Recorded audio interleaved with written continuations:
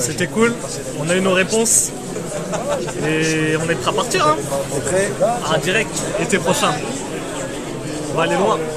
Plus loin qu'eux en tout cas. Est-ce que c'est ambitieux? Je sais pas. Est-ce que c'est prétentieux? Ouais. Tu fais quoi? Normalement, tu fais des clous pour rouler dans la neige. Tu cloues ton pneu, mais. Ah, je sais pas faire, hein, si t'es venu voir. Laisse faire le. Faire les pros. Faire le blédard. Ouais, c'était marrant, c'était sympa. Franchement, on a bien rigolé. La façon comment. Voilà, regarde, on prend ça comme ça. On met ici. Heureusement qu'il voyagera pas avec ça. Voilà. Tu filmes le sol. Mais non! Ensuite, délicatement. Je crois que je suis dans le mauvais sens. Enfin, là, je suis dans le mauvais sens. Appuie fort, appuie fort. Non, je suis dans le mauvais sens. Là. Oh, Et voilà. stylé, Là, ça. je suis prêt à aller.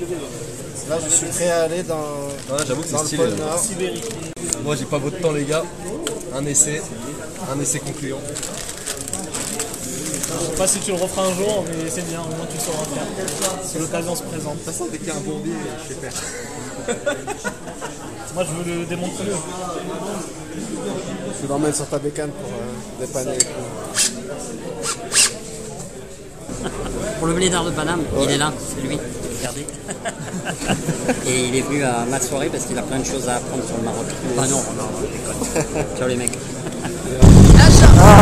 ولد الحاجة ولد الحاجة ولد الحاجة ولد الحاجة أنا ولد الحاجة البليدار دو بانام الحاجة يعود لكم من جديد.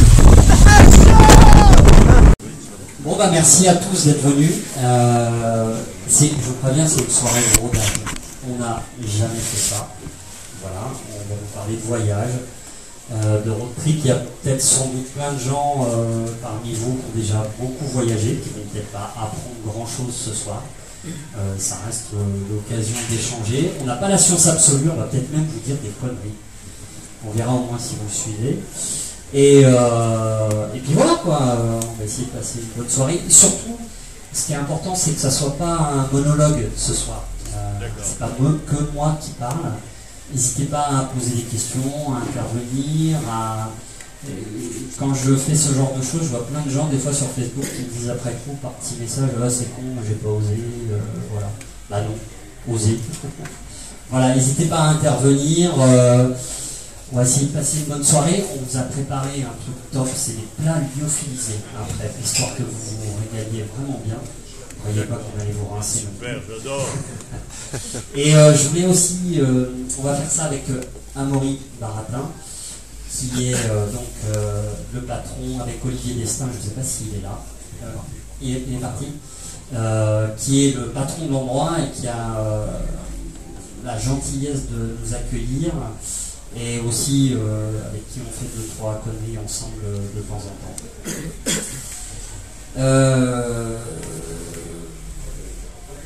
On vous a amené plein de motos. Et ce qui est cool, c'est que on va vous parler un peu d'équipement, voyage, pilote, de petits trucs et astuces à connaître, que vous connaissez déjà peut-être. Ça va de la BMGS au fond qui est ultra équipée Touratech, vous allez pouvoir découvrir. La V-Strom, une moto à 1500 €. Tout le monde me propose de la racheter, je serais que vous, je ne la prendrai pas puisque la bouche est comme sable. Donc voilà, mais elle est telle qu'elle dans son jus quand on l'a ramenée de Dakar. Il y a deux Première connerie. Transal, ouais. C'est pas mal aussi. Là, ça c'est une Transal, c'est ça. Ouais. Si elle est à 1500. C'est bien. Et ça c'est des sports. Ouais, Transal. Bon, ça ira mieux dans la soirée. Vous avez deux TNV 700 qui sont celles avec lesquelles on va partir du Cap Nord pour aller jusqu'à Cape Town. Donc on va traverser toute l'Europe et toute l'Afrique. Normalement j'étais censé partir début octobre. On était censé partir. On voyage pas impunément des fois. J'ai chopé un petit virus dans le sang, donc j'ai dû reporter ça à fin janvier. Tout va bien. Vous pouvez m'approcher, il n'y a pas de souci. Je vais partager. N'hésitez pas. Les motos sont telles qu'elles elles sont équipées au max du max pour ce qu'on va faire. Donc n'hésitez pas à tourner autour, à venir regarder, on n'invente rien. Je vais vous en parler ce soir de comment on s'organise. Il y a une très très belle KTM 450 Rallye, voilà, avec laquelle Amaury va faire l'Africa Eco Race. Pour ceux qui ne connaissent pas, c'est un petit peu le parcours à l'ancienne du Dakar.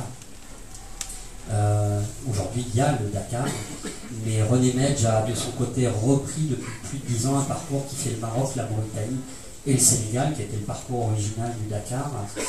Et voilà, donc c'est entre 4 à 500 bornes de spéciales par jour, avec une moto qui fait combien 180 kilos. 60 kilos à vide, et autant je vous invite à venir détailler celle-ci, autant je vous invite aussi à venir voir comment c'est fait. C'est une vraie belle moto qui est directement vendue par KTM, équipée rallye comme ça. Alors après, il y a pas mal de choses en plus. Il y a la toute dernière Africa Twin. Il y a une Guzzi aussi. Donc voilà, on va essayer de vous montrer plein de choses. Un tout petit mot à propos de notre voyage. Je vous jure, je ne ferai pas d'autres promos de la soirée. Et encore sans état. Juste pour vous dire que c'est la première fois que je fais ça. Quand on part, voilà, je pars pour faire des vidéos, pour raconter un petit peu tout ça et vous faire marrer. Cette année, on va essayer de partir utile aussi. On s'est associé avec, il va être timide, il est là, le patron de Mécénage Chirurgie Cardiaque, Orso Chetoshin. Sa maman, Francine Leca, était la première femme chirurgienne cardiaque en France, et elle a monté une association qui opère, qui fait venir des enfants en France qui souffrent de malformations cardiaques pour les opérer. Donc voilà, notre objectif va être d'essayer voilà, de récolter des dons au fur et à mesure qu'on avance. Alors j'avais ouvert un peu tôt la page parce que je pensais qu'on allait partir début octobre et tout ça. Donc là c'est un petit peu en stand-by, mais ça va repartir. L'objectif est de faire opérer 3 enfants. 2,5 c'est pas possible. Voilà. Donc voilà. Encore une fois, on n'est pas les seuls à voyager. Ce qui un petit peu m'a motivé à faire cette soirée-là, c'est pas forcément de me montrer, c'est plus que je reçois vachement de messages sur Facebook de gens qui hésitent, qui ont peut-être parfois de l'appréhension à partir, à voyager, à se demander comment on fait ci, ça, qui me demandent des itinéraires pour le Cap Nord, pour partir au Maroc, et l'idée c'est un petit peu de détendre tout ça et de vous montrer que finalement c'est pas si dur que ça, et que de toute façon quand vous ne décidez pas à partir, vous ne saurez pas ce que c'est, il faut y aller, quoi. Il n'y a rien qui remplace les galères et l'expérience. Tu veux de la moto, toi? T'as le permis? C'est vrai? T'as déjà relevé une moto? C'est vrai, t'as jamais réussi? Tu viens, on va essayer. Alors, Becky, je crois qu'il va pas lui faciliter la tâche. Ah mais attends, Becky. Putain, il a... Ouais, allez-y, vas-y. Mais je suis sérieux, hein, tu vas venir la relever. Hein. Non, je déconne. Non, te cache pas, toi là-bas derrière, viens. Non, c'est toi qui te caches qui va venir. Viens. Elle est jamais par terre, hein, exprès. Est-ce que tu penses que tu peux la relever? C'est vrai? On va quand même essayer. D'accord? Tu sais, tu connais la technique? Tu t'assieds dessus et tu la regardes. Non, la technique. Alors c'est vrai, je vais pas te faire un spell critique, c'est vrai que t'es pas grand. On a un challenge quand même. Hein. Non, l'idée c'est juste de décontracter un peu le truc. Alors, je sais pas si elle va y arriver, hein, mais c'est de montrer que c'est vraiment pour tout le monde, quoi, ce qu'on est en train de faire ce soir. La technique c'est que tu t'assieds comme ça dessus. Mais vraiment tu t'assieds dessus. Tu prends une prise comme ça ici. Là ton guidon il est embuté. Alors la prise elle n'est pas super évidente. Et après tu t'adresses au Seigneur. Tu lèves la tête. Si tu ne lèves pas la tête, le Seigneur va pas t'aider. Mais c'est le fait de lever la tête et après de pousser, surtout pas sur ton dos, mais que sur tes jambes, qui va t'aider à la relever. Alors je suis vraiment pas sympa. Voilà, moi j'ai déjà fait ça. Et après ça glisse. Elle glisse sur ses clous. On le fera pas. Il y a quelqu'un qui veut la relever? Moi je la tiens. Je la tiens sur ses clous, on va défoncer le carrelage. Qui veut la relever? Qui veut la relever?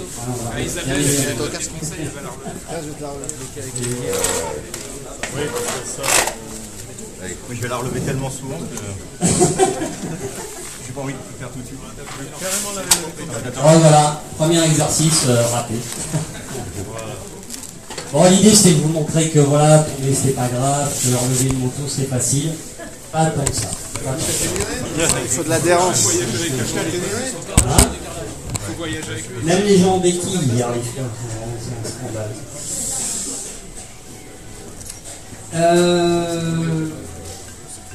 Qu'est-ce qu'on va faire? On va essayer d'aborder un petit peu. Vous dire que je ne sais pas pourquoi vous êtes venus ce soir. Si c'est juste pour parler, pour la bouffe, c'est derrière. C'est derrière. Il y a des bouilloires sur Wish, tu fais gaffe, ça prend feu. Hein. Ouais, ça chauffe fort. Non, mais il y en a peut-être qui sont venus juste pour parler voyage. Nous, on va peut-être aller un petit peu dans l'excès, peut-être dans votre. Vous allez vous dire, ouais, c'est trop, ça ne servira jamais. Mais l'idée, c'est de vous montrer un max de notre expérience, qui n'est pas forcément. Voilà, je le dis encore, on n'est pas forcément une référence. Ce qu'on dit souvent, c'est que la première des préparations se fait bien avant de partir, c'est-à-dire essayer un petit peu d'étudier sa moto, savoir au moins démonter une roue, savoir où sont les entretoises, toutes ces choses-là, et aussi surtout la préparer pour qu'elle soit le moins lourde possible. Si vous vous mettez le soir effectivement à regarder votre moto et on ne vous demande pas de changer un vilebrequin, hein, ça va être compliqué hein, sur place, mais si vous avez des petites interventions à faire, l'idéal déjà est de réduire au max votre outillage. Comment on fait? On prend des outils pour démonter ce qu'on a à démonter, pour faire un filtre à air, pour faire un filtre à huile, pour faire peu importe, et on regarde ce qu'on a utilisé et après on essaye de le rationner. L'idée est de se dire, de le rationaliser plutôt que et de le rationner aussi en même temps. L'idée est de se dire qu'on ne va pas emmener une clé de 12 à pipe et une clé de 12 plates si finalement une 12 à œil suffit largement. De même, si vous pouvez remplacer des vis pour vous retrouver avec toutes les mêmes vis sur votre moto, pour avoir le moins de clés possible, c'est également toujours ça que vous n'aurez pas emmené. Pareil aussi, il y a quand même pas mal de motos qui ont des outillages spécifiques. Je crois que j'en ai un là. Sur une Ducati Multistrada, c'est une douille de 35 à 12 pans. Si vous cherchez ça en Afrique, ça va rapidement être compliqué si vous l'avez oublié. Voilà, donc tout ce qui est outillage spécifique sur votre moto, surtout ne l'oubliez pas. Je remets mes lunettes. Ou changer de meule. Ah mais non, c'est pas bien ça. Qu'est-ce que tu me fais dire? Pareil, si jamais vous avez de la BTR ou du torx, essayez de choisir que pour un seul type de vis. C'est quand même pas mal. En général, si vous êtes BM, vous serez tranquille.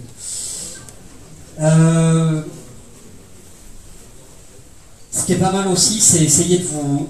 Il ne faut pas que ce soit un cours magistral à intervenir. Hein, si pour les béquilles, j'ai dit des conneries, n'hésitez pas. Ce qui est pas mal aussi, c'est d'essayer de connaître un petit peu les possibles pannes et faiblesses de sa moto avant de partir. Vous allez sur internet, si vous avez acheté une vieille moto d'occasion, genre une Transalp avant 94, vous découvrirez vite que des CDI, c'est la faiblesse. Donc il faut en emmener un. Voilà, tout ça c'est des choses effectivement qu'il faut... Regardez-vous, il y a vraiment plein de choses que vous trouverez sur internet. Comment nous on a préparé cette moto, la Ténéré 700. Ça, je crois que tous ceux qui font un petit peu d'off-road ou pas, il y a des crash bars. C'est aujourd'hui quand même obligatoire. En plus, ça peut servir de plein de supports pour plein de choses. C'est pas mal. Le sabot moteur, là d'origine, honnêtement, l'alu, il doit faire 2 mm, non? C'est vrai que c'est pas très épais, on a aussi beaucoup de chutes, donc quand on prépare les motos, on veut que ça résiste aux chutes avant tout, aux projections. En Afrique, c'est quand même assez difficile de réparer. Donc l'idée, c'est vraiment, quand on met la moto par terre, c'est intéressant. Par exemple, on a fait développer une protection de pompe à eau, parce qu'on a vu que la moto, quand on l'a touchée à droite, il y avait une pompe à eau qui était exposée. Et donc c'est quand même intéressant de vraiment penser, parce que, encore une fois, les chutes, il y a des pièces qui ne sont pas remplaçables, et on ne peut pas tout emmener, donc on va emmener des sélecteurs, des pédales de frein et un levier. Et si on casse le pompe à eau, on est arrêté. Si on casse un alternateur, on est arrêté. Donc c'est vrai qu'il faut trouver des fournisseurs qui les WMOTEC, on a pas mal bossé ensemble pour que ça ressemble à ce qu'on aurait fait si on avait fait une autre. Le but, c'est que ce soit efficace. Il y a aussi des choses que vous pouvez enlever sur votre meuble. Si vous partez seul, vous pouvez enlever l'air post-spirail, vous pouvez enlever la béquille centrale. Pourquoi enlever la béquille centrale? Ok, le poids. Ouais, il n'y a pas que ça. Si tu as une conduite un peu agressive et que tu fais un saut et que tes suspensions se plantent et que tu as un léger dodane à ce moment-là, tu vas passer par-dessus la moto. Ça va l'arrêter net. Si elle se plante dans le sol, c'est des petites choses à savoir qui sont pas bêtes. Bon, après, il faut avoir une conduite quand même un peu engagée, mais ça peut arriver. Voilà. La Transalp, par exemple, on l'a accroché dans un rail de chemin de fer. Ouais, c'est rare. Ça a failli matcher. La garde au sol, malgré que ça soit un trail, elle était pas assez haute. Comme c'est que tu aurais pu tout arracher. C'est-à-dire que même si on roule à 20, quand on fait 20-0, ça fait des dégâts. Ouais. Une béquille centrale, ça aurait fait un salto avancé. Ouais. Dans les petits trucs à connaître, si par exemple, souvent les leviers sont fragilisés pour qu'ils... Alors, vous pouvez opter pour des protègements, mais souvent les leviers sont fragilisés pour qu'ils cassent. Non pas à ras de la cocotte, parce que sinon vous êtes emmerdé avec le frein, vous pouvez toujours vous démerder, mais avec l'embrayage c'est chiant. Si vraiment vos leviers, comme c'est le cas là ici, ils ne sont pas fragilisés, vous faites juste un tout petit coup de perceuse au bout du levier pour qu'il casse un ras de la boule. J'ai essayé de le faire, j'ai pété un foiré, il est dedans, là si tu montes dessus, tu vas t'arracher le vélo. Mais c'est pas moi le mécano, c'est lui. Ouais, emmène toujours un mécano, ça c'est pas. Je vois que j'ai une réputation, je vous remercie, c'est cool. Donc voilà, ça fait partie des petites choses à savoir. Vous pouvez aussi vous poser la question, pourquoi est-ce qu'on s'est positionné plutôt sur de la bagagerie souple plus que sur de la bagagerie en dur? Pardon? Éternel débat. Pour amortir la chute, pour pas que ça casse. Alors, c'est pas tant ça qui me fait peur. Moi, je l'ai vécu sur un Paris-Dunkerque. Un gars avec une africaine qui a croisé les skis dans une flaque de boue ridicule et il a juste laissé sa jambe traîner derrière en essayant de rattraper la moto. Le coin de la valise inférieure est arrivé sur son tibia péroné, fracture ouverte. Tibia péroné. Donc, non mais c'est la réalité, il faut le savoir, et ça protège un peu plus malgré tout le dur. Mais pour vous, c'est pas toujours extraordinaire. Et effectivement, il y a aussi une question de poids. Alors après, c'est à vous de choisir entre est-ce que vous voulez quelque chose qui ferme à clé, est-ce que vous voulez quelque chose qui est étanche, parce qu'effectivement, c'est pas toujours étanche. Est-ce que vous choisissez le poids? Il y a un moment, il faut. Mais moi, j'ai fait mon choix. J'aime pas la fracture. Donc, les valises rigides, quand on tombe, ça a tendance à bouger. Après, on peut plus vraiment les utiliser, on peut plus les fermer. Donc, évidemment, c'est étanche, mais jusqu'à la première chute. Si on fait principalement du goudron, on n'a pas de problème de rouler avec des valises rigides, puisqu'a priori, on n'a pas l'intention de tomber. Si on fait du off-road, c'est impossible de ne pas tomber. Quelqu'un qui va faire un tour au Maroc, même une semaine, zéro chute, c'est pas envisageable. Donc, je reviens à ce que je disais tout à l'heure. On tombe, on sait qu'on va tomber. L'idée, c'est de casser le moins de matériel possible. On parlait des modifications. On n'entend pas. Pardon. Donc, je disais, ouais. Donc, dans les modifications que vous pouvez faire également, beaucoup de motos, moins maintenant, mais encore beaucoup, ont des guidons acier. Ne gardez pas des guidons acier. L'acier, ça tord une fois. Si vous essayez de le redresser, avec un peu de chance, vous l'aurez une fois. À la deuxième chute, il est cassé. Pour rouler sans guidon, c'est une vraie galère. Donc, Ah bon? ouais. Voilà, le Transalp d'origine a des guidons acier, très hauts. Nous, on a opté pour des guidons alu avec des Reos pour retrouver à peu près beaucoup de goût.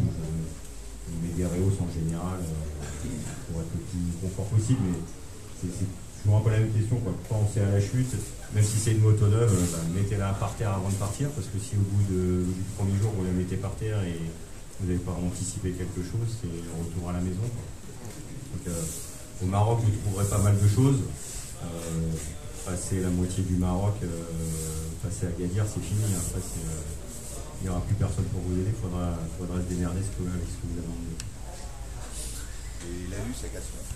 Alors, non, l'alu, pour casser un guidon alu, il faut vraiment être brutal ou avoir un guidon pourri. La plupart des guidons maintenant, ils ont des gros diamètres au milieu. Donc, ils ont des pas variables. Honnêtement, casser un guidon alu comme ça, c'est de là. S'il casse, c'est qu'il y aura la fourche tordue et sûrement beaucoup de choses. Non, franchement, les guidons modernes. Ça ne nous est pas arrivé avec pourtant ils ont chuté. Ouais. Bon, après, il faut quand même savoir que vu tout ce que tu mets autour, entre les sacoches et tout ça, les motos elles tombent jamais directement sur des points problématiques. Il y a d'autres choses qui morflent avant. Alors effectivement, tu peux arracher des bâtis, des supports, des trucs comme ça. Ça peut vite arriver, mais c'est vrai que la grosse chute où la moto elle morfle directement, ça arrive un petit peu moins du fait de tout ce qu'on en met. Je vous disais tout à l'heure qu'on enlevait les béquilles latérales, les béquilles centrales, il vous reste la latérale, ce qui est souvent un peu chiant, après c'est de béquiller dans le sable ou sur un terrain meuble.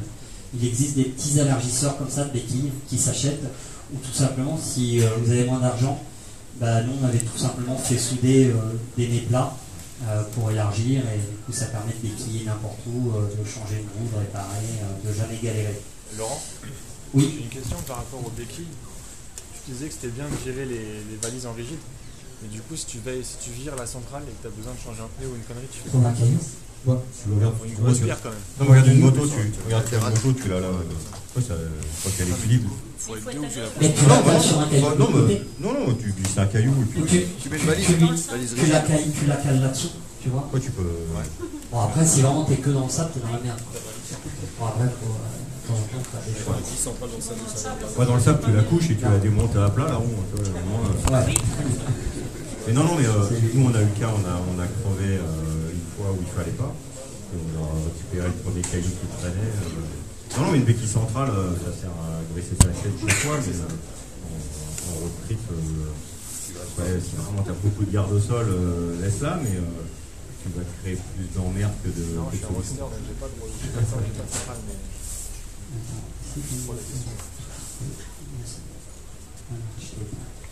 essaie de monter un tout petit peu peut-être là-bas.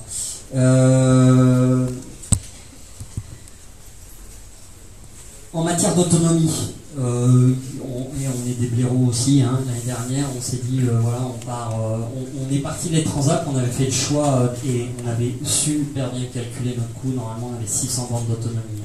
La piste qu'on a faite entre Guerguerat, la frontière marocaine, Mauritanie, et jusqu'à Choum, le long de la voie de chemin de fer, il y avait 450 bornes. Normalement, ça passait nickel. Au bout de 300 bornes, on était à sec, on avait plus de 80 litres avec des bidons. Donc, non mais pensez-y, dans le sable et tout ça, ça bouffe énormément de puissance. En plus, on avait des problèmes de filtrage, les motos elles surconsommaient. Franchement, on est tombé en rade, on était limite.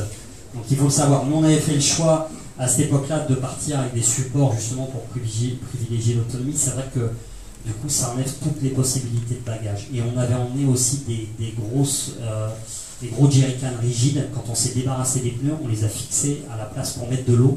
On les a fixés à la place des pneus. Depuis, j'ai découvert plein de belles choses. Et notamment les autres souples qui sont là fixés. Je ne fais pas de pub, j'ai rien à voir avec eux. Desert Fox, c'est juste magique, c'est ultra résistant. Il y en a une de 20 litres et une de 6 litres. Vous mettez de l'eau, vous mettez de l'essence, vous mettez ce que vous voulez. Ce qui est génial, c'est que quand vous n'avez pas de problème d'autonomie, vous roulez avec vide et dégonflé et plate. Ça ne prend pas de place. Et puis en fait, vous en servez que vraiment quand vous en avez besoin. Donc ça, c'est assez magique parce que il faut quand même savoir que dans la façon dont vous allez répartir votre poids, c'est ultra important. Plus le poids il est bas, moins il est haut, plus il est centré, plus vous aurez de facilité à piloter votre moto. Honnêtement, quand on s'est retrouvé avec les bidons pleins d'essence plus l'eau, ça se sentait quand même, franchement. Et cela dit, honnêtement, ce qui est hallucinant avec ces motos-là, on a fait des choses qu'on pensait vraiment pas faire en Mauritanie. On n'a pas grimpé des dunes de 60 mètres de haut, de toute façon vous ne l'avez pas vu dans la vidéo, et ça n'existe pas. Par contre on s'est fait vraiment des passages de sable, de la dunette qui durent pendant 400 bornes. On est allé dans des endroits qui sont juste extraordinaires avec une moto comme ça qui est de 95, quoi. C'est juste hallucinant. Je pense que tout le monde a un peu son avis sur les choix de pneumatiques, non? Non mais c'est, ben ouais, je sais, c'est compliqué, c'est une vraie question et c'est pas moi qui vais y répondre ce soir parce que finalement on en connaît peu vu qu'on était parti en Anaki Wild. Ouais, c'était une grande question, c'est vrai quand on est parti, il y a plein de choix, il y a plein d'avis, il fallait qu'on ait de l'endurance parce que nous on savait qu'il fallait qu'on fasse au moins 10 000 km avec les pneus, on allait faire du goudron, du sable, de la terre, donc il n'y a pas de solution idéale, il y a des tonnes de marques, Edono, Michelin, TKC 80, par exemple sur les T700 on a mis des TKC 80 Continental, là on avait mis des Michelin Anaki Wild, des pneus très orientés off-road. Le problème c'est que notre moto elle sera lourde et puissante et moins vous aurez d'autonomie, c'est des pneus parfois ils ont 4000 km d'autonomie. Donc, voilà, si vous partez en road trip, faire 10 000 bornes, que vous ne pouvez pas emmener de pneus parce que vous n'avez pas de place, que vous ne savez pas les changer,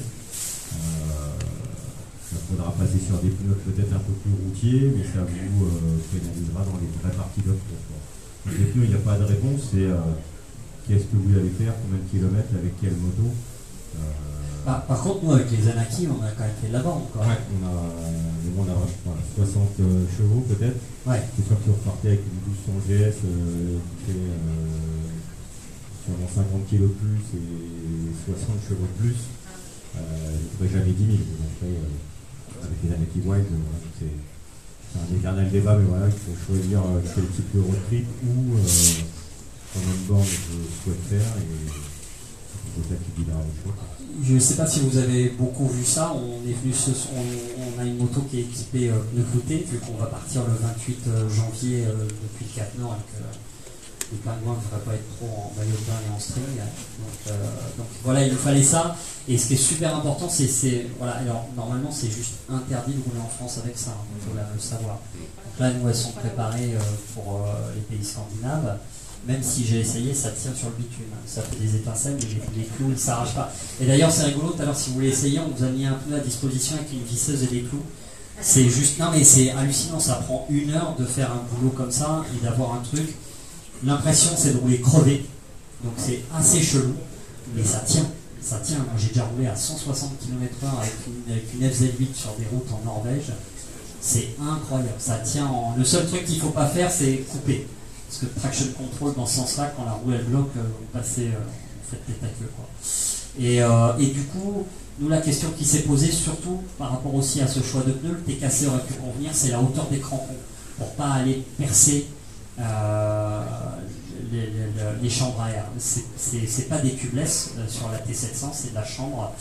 Et d'ailleurs à ce sujet, on les a montés en big mousse. Si vous voulez voir ce que c'est, Amaury va vous expliquer. Ouais, le big mousse, en fait, évidemment, ça remplace une chambre à air, donc c'est de la mousse pleine. Il existe plusieurs densités, 2 densités principalement. Donc, évidemment, ça semble génial, donc on ne peut jamais trouver.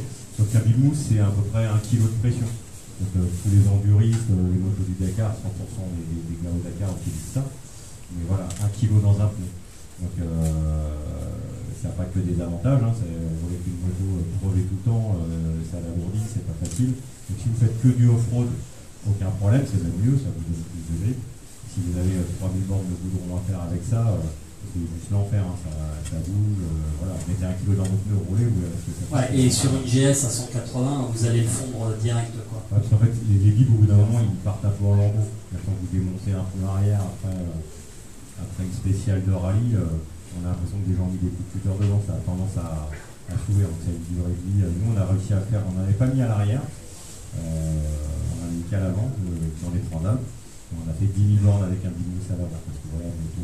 Et on a, du coup, jamais crevé, y compris à l'arrière, où l'arrière, on a mis des chambres à air Michelin de 4 mm d'épaisseur. On en découpe une, on tapisse au fond du pneu, et la deuxième sert de chambre à air normale. Et le seul fois où on a crevé, c'est quand on a fait changer les pneus. Et c'est le mec qui nous l'a pincé.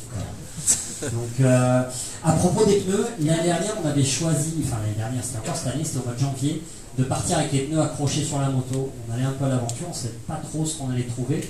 Et Amaury, cette année, a pas mal fouillé sur le net et il a trouvé un truc qui peut éventuellement vous intéresser. Alors, c'est pas garanti à 100%, mais ça fait partie de l'aventure et du voyage. Ouais, en fait, si vous savez où vous allez, donc on a prévu de passer par Dakar et après par Libreville au Gabon, qui sont à peu près, Dakar, on aura fait 10 000 km et Dakar, Libreville 10 000 et Libreville, Cape Town encore 10 000, grosso modo. Donc on a envoyé le matériel là-bas cette fois-ci. Donc le problème c'est que 4 pneus, 2 arrière chacun, 2 pneus arrière, 2 pneus avant, des big mousses, un kitchen parce que faut sûrement changer, etc. Ça fait 40 kg. Sur Géodis, c'était 1 200 € pour un Dakar, par Géodis. En fait, donc si vous voyagez, alors, pas que en Afrique, mais beaucoup en Afrique, et vous allez sur Facebook tout bêtement, vous tapez GP Dakar par exemple. Et en fait, GP Dakar sont des filles. En Dakar, des Sénégalaises, et en fait elles transportent vos bagages, elles prennent 7-8 € du kilo. Donc voilà, par exemple, pour envoyer donc, tout le package, ça va coûter 300 €. Alors qu'un billet pour Dakar, ça vaut 400 €, et du coup elles vont à Dakar pour 100 €, elles y vont sans bagages, et elles emportent vos bagages. Mais parfois c'est risqué. Ouais, nous ça a été le cas. En fait, ça aurait dû mettre 2 jours à arriver, ça a mis 2 mois. En fait, non, mais mais ça fait partie du voyage si tu l'acceptes pas. Non, la fille elle s'est fait toper aux douanes. Elle s'est fait filer une boîte de benko avec du shit dedans. Ouais. En fait, comme il nous restait. Donc en fait, elle a fait 48 heures de garde à vue. Donc on a récupéré, ils l'ont laissé repartir parce que c'était topé à Paris, ils l'ont laissé repartir. Évidemment, ils ont complètement découpé tous les bimousses parce que ça vaut 100 balles un. Donc ils ont coupé tous les bimousses, pas les pneus, ils ont tout déplié, et puis elle a refait un départ et ça a fini par arriver encore avec des galères, mais en tout cas ça existe. C'est des petites astuces à la con voilà, qui existent et qui vous permettent effectivement de voyager un petit peu plus léger que le système d'emmener avec soi parce que le poids est quand même vachement important. Laurent, Je pense qu'il y en a beaucoup d'entre nous. qu'est-ce que tu penses des produits autovulcanisants qui se mettent à l'intérieur, qui protègent la bande de roulement quand tu roules sans chambre? Alors, j'ai roulé pendant presque 3 ans sur ma vieille Phaser 1000 à carbu avec ça, et je peux pas t'en parler parce que j'ai jamais crevé. Ça a peut-être marché. Alors, est-ce que ça a marché ou que je sais pas, en fait. Par contre, ce que je peux te dire, c'est que à l'époque, putain, l'idée, je sais plus c'était quoi, mais je sais que et ils m'en avaient mis pas mal dedans et ça créait un ballon. Je peux dire qu'à 160, le truc il restait collé dans un coin du pneu et la fourche. Si c'est mal parti, ouais. Alors, Non, c'est avec la vitesse. À un moment, il se colle à un endroit et moi, c'était le cas, c'était mort. Mais je roulais pas sans sang, donc je les ai gardés jusqu'à ce que je change les pneus. Je trouve ça intéressant quand tu voyages, ça protège que la partie centrale, que la bande de roulement. Ouais. Les flancs, mais Ouais. Mais le problème aussi, c'est que si jamais tu es emmerdé avec, et que tu as tout ça à l'intérieur, et que tu veux réparer, chambrer, il faut d'abord nettoyer ton cou partout. Enfin, honnêtement, la chambre à air, quand tu voyages et que ça, je trouve que c'est quand même pas mal d'être autonome. Quand tu fais que de la route, je pense que ça peut être une bonne solution éventuellement. Ça crée du balourd. Hein. Nous, on a vendu pas mal à des golfs parce que les clients, le taxi par exemple, ils galèrent pour les pour eux. Ça crée du balourd. C'est-à-dire que souvent les gars, vous ne pouvez pas équilibrer. En fait, quand vous mettez à peu près 250 ml dans un pneu, ce produit-là, ça dépend de la quantité, ça dépend de la taille du pneu, mais ça reste finalement un peu liquide. Et donc, on ne peut pas équilibrer la roue, évidemment. Si on essaie d'équilibrer la roue, la machine elle décolle. Donc ça s'auto-équilibre parce que le produit est censé se répartir naturellement. Voilà. Donc c'est pas aussi efficace que ça le voudrait. Après il existe d'autres systèmes.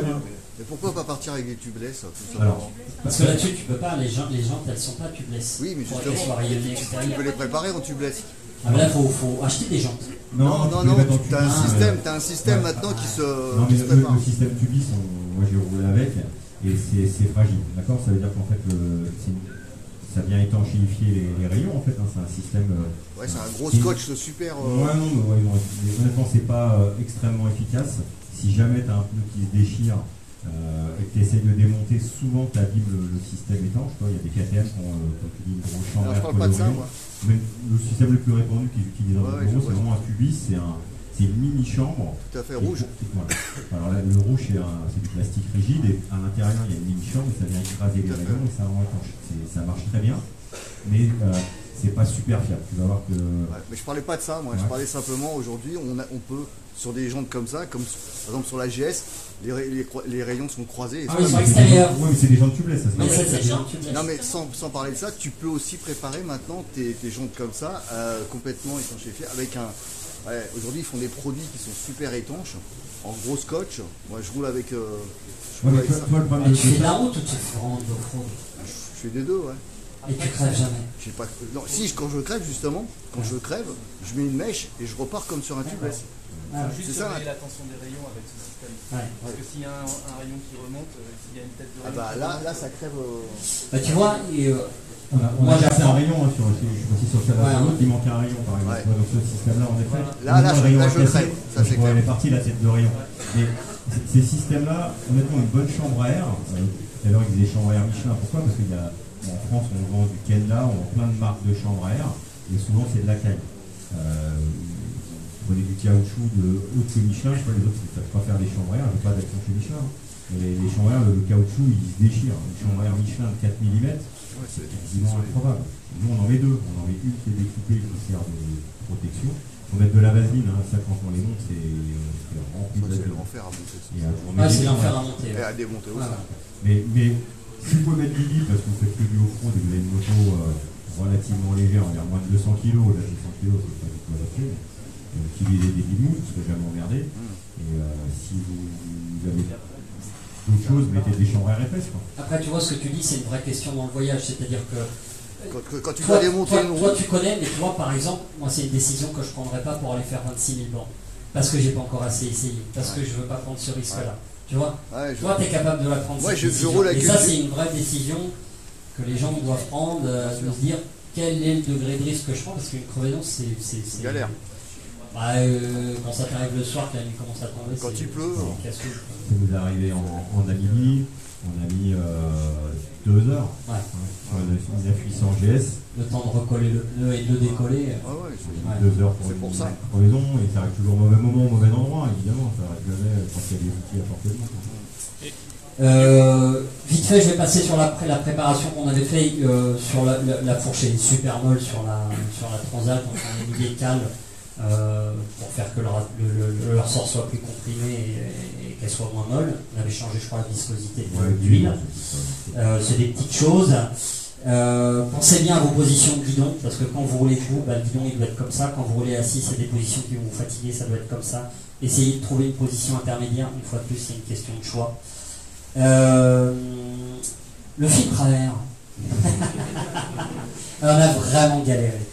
Sur la Transat, la prise d'air, elle se fait par l'arrière. Elle est pile dans la remontée de sable. Quand on patine, c'est vraiment pile dedans, quoi. Ça l'a rempli. Au départ, on avait des chaussettes qui sont un peu épaisses comme ça. Mais bon, ça a étouffé complètement la moto, quoi. Elle surconsommait, il n'y avait plus de l'essence qui passait. Pardon ? Alors, justement, il y a des chaussettes. Mais en fait, on avait fait les tests sur Paris. Mais on n'était jamais en situation de charge réellement. Et en fait, on s'est retrouvé emmerdé là-bas. Il y a des chaussettes qui sont beaucoup plus fines comme ça, qu'on peut mettre. Et aussi, après, je ne sais pas si ça existe pour toutes les motos, mais moi qui ai fait pas mal de motocross avec mes gamins, il y a des filtres à air mousse qu'on nettoie super régulièrement, qui sont assez efficaces. Que le problème du filtre à air papier, une fois qu'il est... En fait, ce qui existe, mais ça n'existait pas quand on est parti, on travaille aussi avec des filtres à essence, d'accord? Ça, c'est des choses qu'on met à l'intérieur du réservoir, on fait le plein à travers ça. Ces filtres à essence-là, ils retiennent l'eau, le sable, surtout l'eau. En Afrique, la qualité de l'essence, elle est vraiment pourrie. Donc ça faut vraiment avoir des filtres. Et ça c'est Buglatech, c'est un producteur, c'est un fournisseur italien qui fait ça. Et maintenant il fait des filtres air dans le même esprit pour les Transalp. Les filtres air de Transalp, ça fait plein de motos, les Africa, 750, 650, ça fait des motos on a carbu avec tout le même filtre air. C'est le genre de choses, évidemment, aujourd'hui ça existe. C'est-à-dire que demain si on repartait, on pourrait utiliser des filtres air chez Buglatech. Déjà a priori ils ne bougeraient pas et ils sont déployables, réutilisables. Parce que d'origine c'est des filtres air papier. Et comme disait Laurent, on a mis des protections, on avait une double protection, on avait une chaussette sur le filtre air, une chaussette sur l'admission d'air. En France ça marchait nickel, ça consomme 6 litres peut-être. On avait même fait les consos pour nous, c'était nickel. Ouais, on a roulé jusqu'à la panne d'essence pour savoir exactement combien d'en on fait. Et évidemment ça allait. Dès qu'on est dans le sable, pleine charge en première ou deuxième, si vous regardez les vidéos, les motos sont tout le temps à 7-8 tours. Et puis là, du coup, le filtre air, il bloquait l'air. La moto, en fait, elle ne pouvait plus prendre 2 tours. Il fallait faire un choix. Soit rester tanké parce qu'elle accélère plus, soit l'enlever et prendre des tours et avoir des chevaux, mais niquer le moteur. Ah oui, il se cachait, Olivier, c'est l'associé d'Amaury qui nous accueille gentiment ce soir. Merci Olivier. Ça va Olivier? Merci. Ouais, un petit quand même. Merci à eux de nous accueillir, c'est vraiment super gentil. C'est bon, tu peux rentrer, tu peux y aller. Je t'en prie. Il n'y a pas de quoi. Non, et ce que vous a montré à Amaury là, le filtre à essence à l'entrée, c'est hyper important. Ça évite déjà d'avoir des merdes dans le réservoir. Si vous traitez avec un filtre après, bah, c'est déjà dans votre réservoir. Donc c'est la galère. Et ça c'est juste, c'est magnétique, ça se pose autour à l'entrée de l'essence. Et c'est juste top, on n'a jamais galéré avec ça. Aussi, voilà, là dans les KTM Rally, ça allait comme ça. Ça filtre le sable, mais ça filtre pas l'eau, d'accord? Ouais. Cela il filtre l'eau. Mais alors je comprends pas le Hein? principe que ça fait pas l'eau. Ah, tu laisses tout le temps Non, dedans? parce qu'en fait les mags elles sont tellement fines. Après elles sont pas ingénieurs. L'essence passe mieux que l'eau. Ah ouais, l'essence c'est des choses plus. C'est plus de la tête, Ouais, plus de la tech, ouais. C'est un nom bizarre, mais ouais, plus de la tech, ouais. Ils font que de la filtration, ils font des filtres à essence, des filtres à air, mais beaucoup, ils sont spécialisés dans l'enduro, entre guillemets. Donc, à mon avis, vous avez le GS, le T700, ils les développent évidemment pour les transats, il y a moins de demandes. Mais pour les motos modernes, ils ont à peu près tout, même en filtre à essence, parce que on a des pompes à essence immergées, hein, qui sont des injections maintenant. Ils ont des filtres pour ces pompes à injection, c'est un vrai plus. Graisser sa chaîne ou pas? Hein? Graisser sa chaîne ou pas? Pareil, ça c'est sur la route, c'est incontournable. Vous graissez le plus que vous pouvez, il n'y a pas de souci. Après, ça dépend vraiment du type de terrain et de conditions que vous rencontrez. Ouais, c'est vrai que nous on avait un peu de goudron au début, les chaînes elles étaient bruyantes, c'est inquiétant. Donc on a pris le choix de les graisser. Le problème c'est qu'on passait notre vie à faire sable, un peu de goudron, on resable, un peu de goudron. Donc si c'était à faire, je les graisserais plus du tout. On a fait sur à peu près la deuxième moitié du parcours, on a arrêté totalement de les graisser. Et puis finalement, c'est là on les pas trop les tendre, les laisser bien détendus et peut-être. Par contre, ça fait peur des fois le bruit que ça fait. Ouais, en fait, quand vous quittez le sac, vous venez sur le goudron. C'est inquiétant, mais le problème c'est quand on met de la graisse, nécessairement on retourne un moment dans le sable et à ce moment-là, c'est pire que tout. On aurait mieux fait de jamais les toucher. Ouais, chaîne à joint torique, on prend la qualité la plus importante. Les T700, elles sont livrées en 5,25. Les chaînes, vous avez du 5,20, c'est des petites chaînes de petites motos. C'est la largeur. Ouais, la largeur, ouais. L'épaisseur de la chaîne. 5,25, c'est les motos intermédiaires, 5,30, c'est les grosses. Les constructeurs aujourd'hui mettent des chaînes de plus en plus petites. Nous, on a changé la chaîne. On a fait faire des. Le petit chaîne tel quel en 5,30, il n'existe pas. Donc on a composé avec France Équipement. Ouais, on leur a demandé, on leur a envoyé une chaîne d'origine, pour des pignons, des chaînes. Donc on a pris la qualité de chaîne la plus renforcée possible en 5,30. Ça pourrait sûrement faire 30 000 km. On en a quand même fait partir en petite chaîne à Dakar. Toujours pareil, si on arrive là-bas, on a du mal à trouver. Si vraiment elle est nickel, on ne la changera pas. Hein. Il y a une des deux Transalp, je n'ai pas changé les petites chaînes. On est parti avec les petites chaînes qui étaient dessus. Il y avait 20 piges. Là, elle sera là-bas pour un prochain voyage. Ou pour quelqu'un qui en a besoin. On avait laissé un peu comme ça à Darla. Et je crois qu'il a disparu dans la semaine. Quoi. Il a été, parce qu'il y a un mec qui est passé, qui avait vu le message sur Facebook. À sa remontée, il en avait besoin et il était déjà plus là. Il y en a un autre au Bapsara aussi en Mauritanie, mais là celui-là, si vous en avez besoin, c'est du congelé. On va passer assez vite quand même sur tout ce qui est outillage, voilà, essayer de tout prévoir. Une chose qui est importante, on voyage à deux. Celui qui sait, c'est Amaury, mais ça n'empêche pas que même si vous voyagez à deux, vous devez être autonome. Vous devez être autonome parce qu'on ne sait jamais, on peut se perdre entre deux dunes, on peut pas voir que l'autre. C'est super fatigant de rouler, d'ouvrir la trace et de regarder si l'autre derrière, il est vraiment toujours là. D'ailleurs, à ce sujet, c'est bien de décaler ses rétros pour toujours pouvoir voir ce qui se passe derrière, parce qu'on roule debout. Et du coup, on ne sait jamais, on peut crever. Moi, je sais que j'ai toujours avec moi de quoi réparer une crevaison, quelques vis, enfin 2-3, au moins le minimum qui vous arrive, même si vous roulez en groupe. 1, vous êtes autonome, et 2, vous pouvez rendre service à quelqu'un. Et la moto, ça s'apparente aussi pas mal à ça. Donc surtout, pensez à ça. On peut parler... Ouais. Non, on n'a pas grand chose à dire. Alors après, ça c'est vraiment une question de choix. Je sais que moi, voilà, on se fait des petits signes, on roule côte-côte. Est-ce qu'il y a vraiment besoin de se parler, d'échanger quand tu es dans un paysage hallucinant et que c'est top, tu te fais un petit signe comme ça? Tu vois, et puis après, les intercoms, je t'avoue que moi, avec tout ce que je trimballe pour filmer, c'est un truc de plus à charger. L'autonomie, c'est 8-10 heures. Le soir, c'est une prise de plus.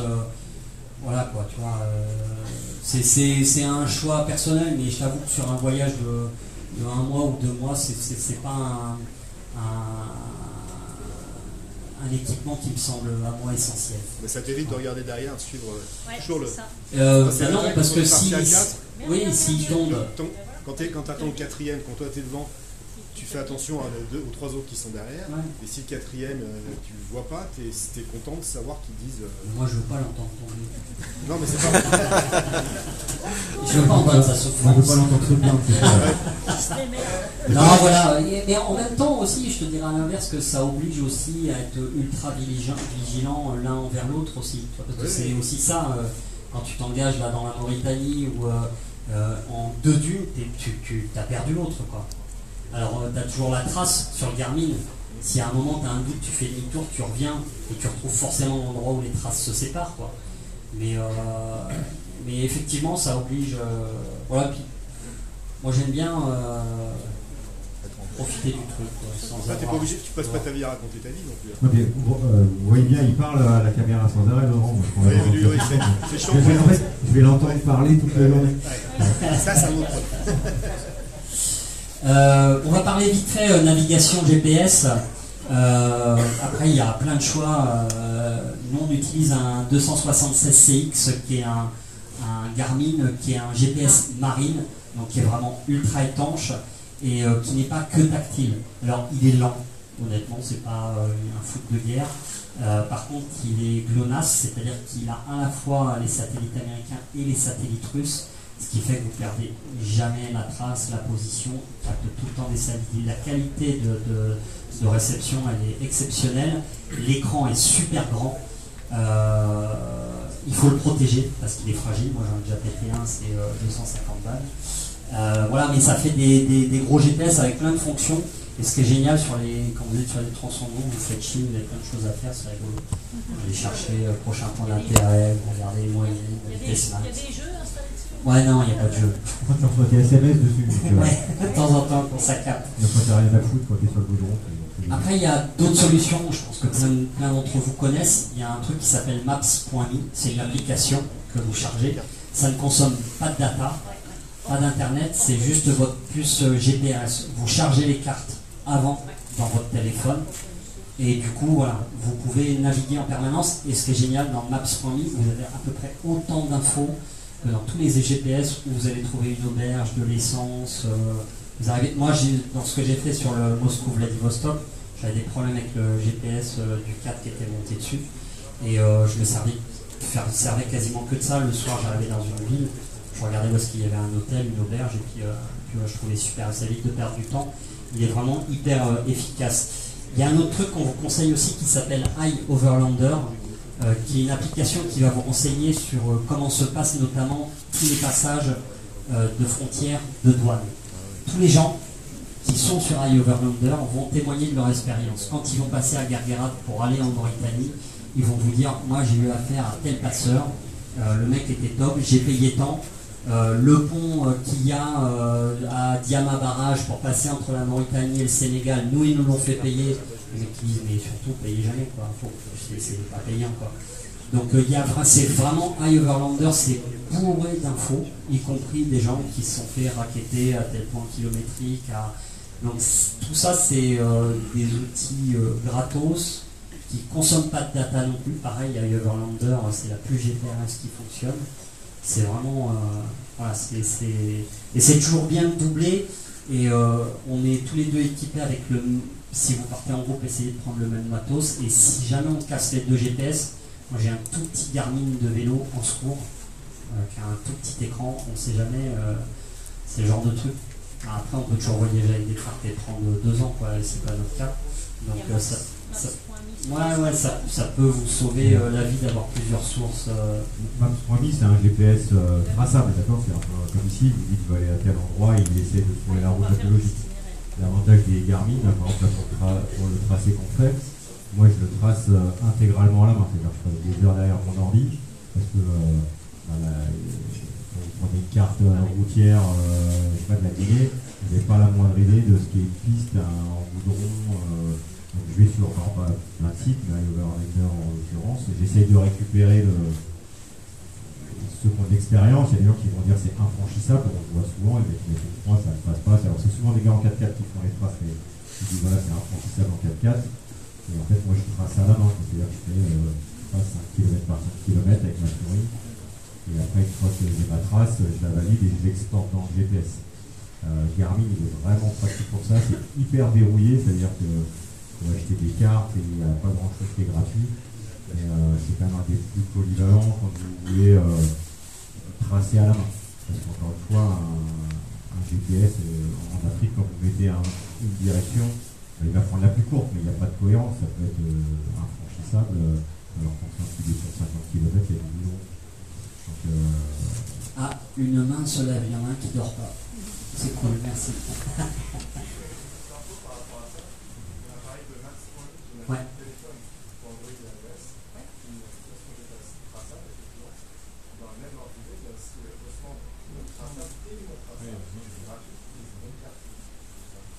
Mais bien, tu vois, un téléphone, moi, je joue souvent la route, tu vois, souvent moi qui trace la route, et je passe ma vie dans le GPS. Parce que moi, pareil, j'ai fait tracer la route, mais des fois, ça ne correspond pas à ce à quoi je m'attendais, donc il faut changer. Donc je passe vraiment beaucoup de temps sur le GPS.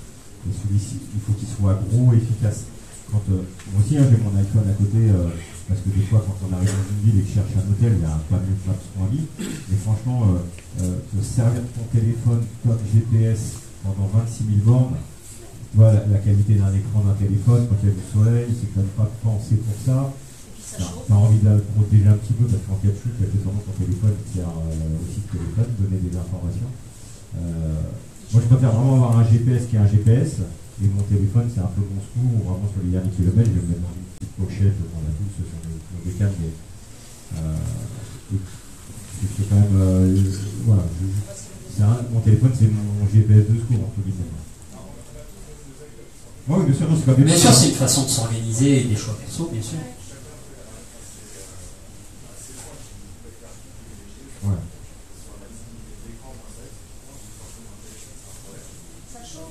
C'est comme les pneus, quoi, c'est un débat sans fin, en fait.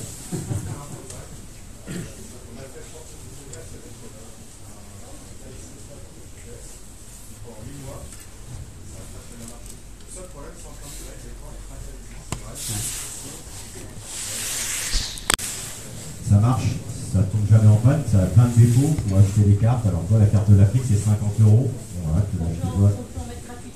Ouais, je sais, mais voilà, mais quand tu as un truc qui fonctionne, tu vois, c'est un peu comme un pneu. À un moment, si je te file un pneu, demain on me dit tiens, je te donne un pneu à tester que je connais pas, Ouais, je préfère pas que... Bah, si t'es en France, tu le testes. Ouais, mais si tu pars au bout du monde, tu le fais pas. Quoi. Non, j'ai toujours peur de toi, c'est comme les casques, c'est comme le matériel. Des fois, de partir avec un nouveau produit que tu n'as pas testé, que tu n'as pas validé, ben, c'est risqué. Quoi, parce que toi, tu changes de marque de casque parce que tu as un fournisseur qui te file un casque. C'est un moins de problème. En Afrique, c'est fini. Tu vas te taper 15 000 bornes, ça va être l'enfer, mais si tu n'es pas bien dedans, à un moment, si tu peux mettre un peu de lait dans un casque qui te va, moi, souvent, je fais le choix. Je t'écoute. Alors, tout ça, ça consomme, le pro, le bivouac, etc. Ouais. L'autonomie en énergie. Alors, en fait, tu n'as besoin que d'électricité, je vais y venir tout à l'heure. Il faut savoir que ça, c'est mon sac vidéo. La moto, là, elle est répartie. D'ailleurs, je vous donne juste un petit conseil. Quand vous allez charger votre meule, la première des choses, je vous dis, tiens, trouve-moi ça. Vous allez vous dire, merde, putain, où est-ce que j'ai foutu ça? Tu te fais un petit scotch, là, et puis tu le mets à l'intérieur de ton casque, là, sous ta visière, puis tu marques où sont les choses. Avant droit, avant arrière, arrière gauche, arrière droit, et dans le sac derrière. Mais ça c'est juste... Mais je ne l'avais pas fait avant, je viens de le découvrir. je fais le savant, mais... voilà. Et donc du coup, l'autonomie, honnêtement, en électricité, moi c'est un vrai problème parce que tout ce qui est GoPro, batterie, en permanence, là, ici, moi j'ai des chargeurs qui sont branchés sur la prise allume-cigare. Donc dès que j'ai une batterie qui est morte, je mets dedans. Par contre, c'est pas possible de recharger des batteries de drone. Moi en général, quand je sors le drone, on va faire une prise de vue correcte. Donc j'ai 3 batteries, donc dans la journée ça va m'autoriser 3 prises de vue correctes. Si on dort dans une dune, j'ai déjà essayé, ça charge pas quoi. Mes batteries de caméra, j'essaie d'en avoir beaucoup. Elles durent quand même pas mal. J'ai 3-4 jours d'autonomie. Au-delà, c'est fini quoi. Un conseil sur les chargeurs, parce que évidemment on charge tous. On voit fleurir des panneaux solaires de différents fabricants. Ça, Ouais, je l'ai pas encore vu. Non, parce qu'il fait nuit. En fait, Et je t'avoue que la journée on roule.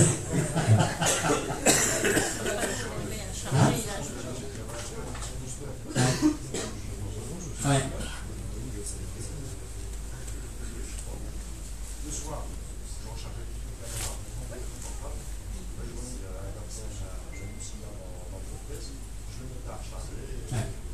Il va pas aimer que je le présente ce loustic, mais on l'a croisé à Darla. Moi, je te présente Cash.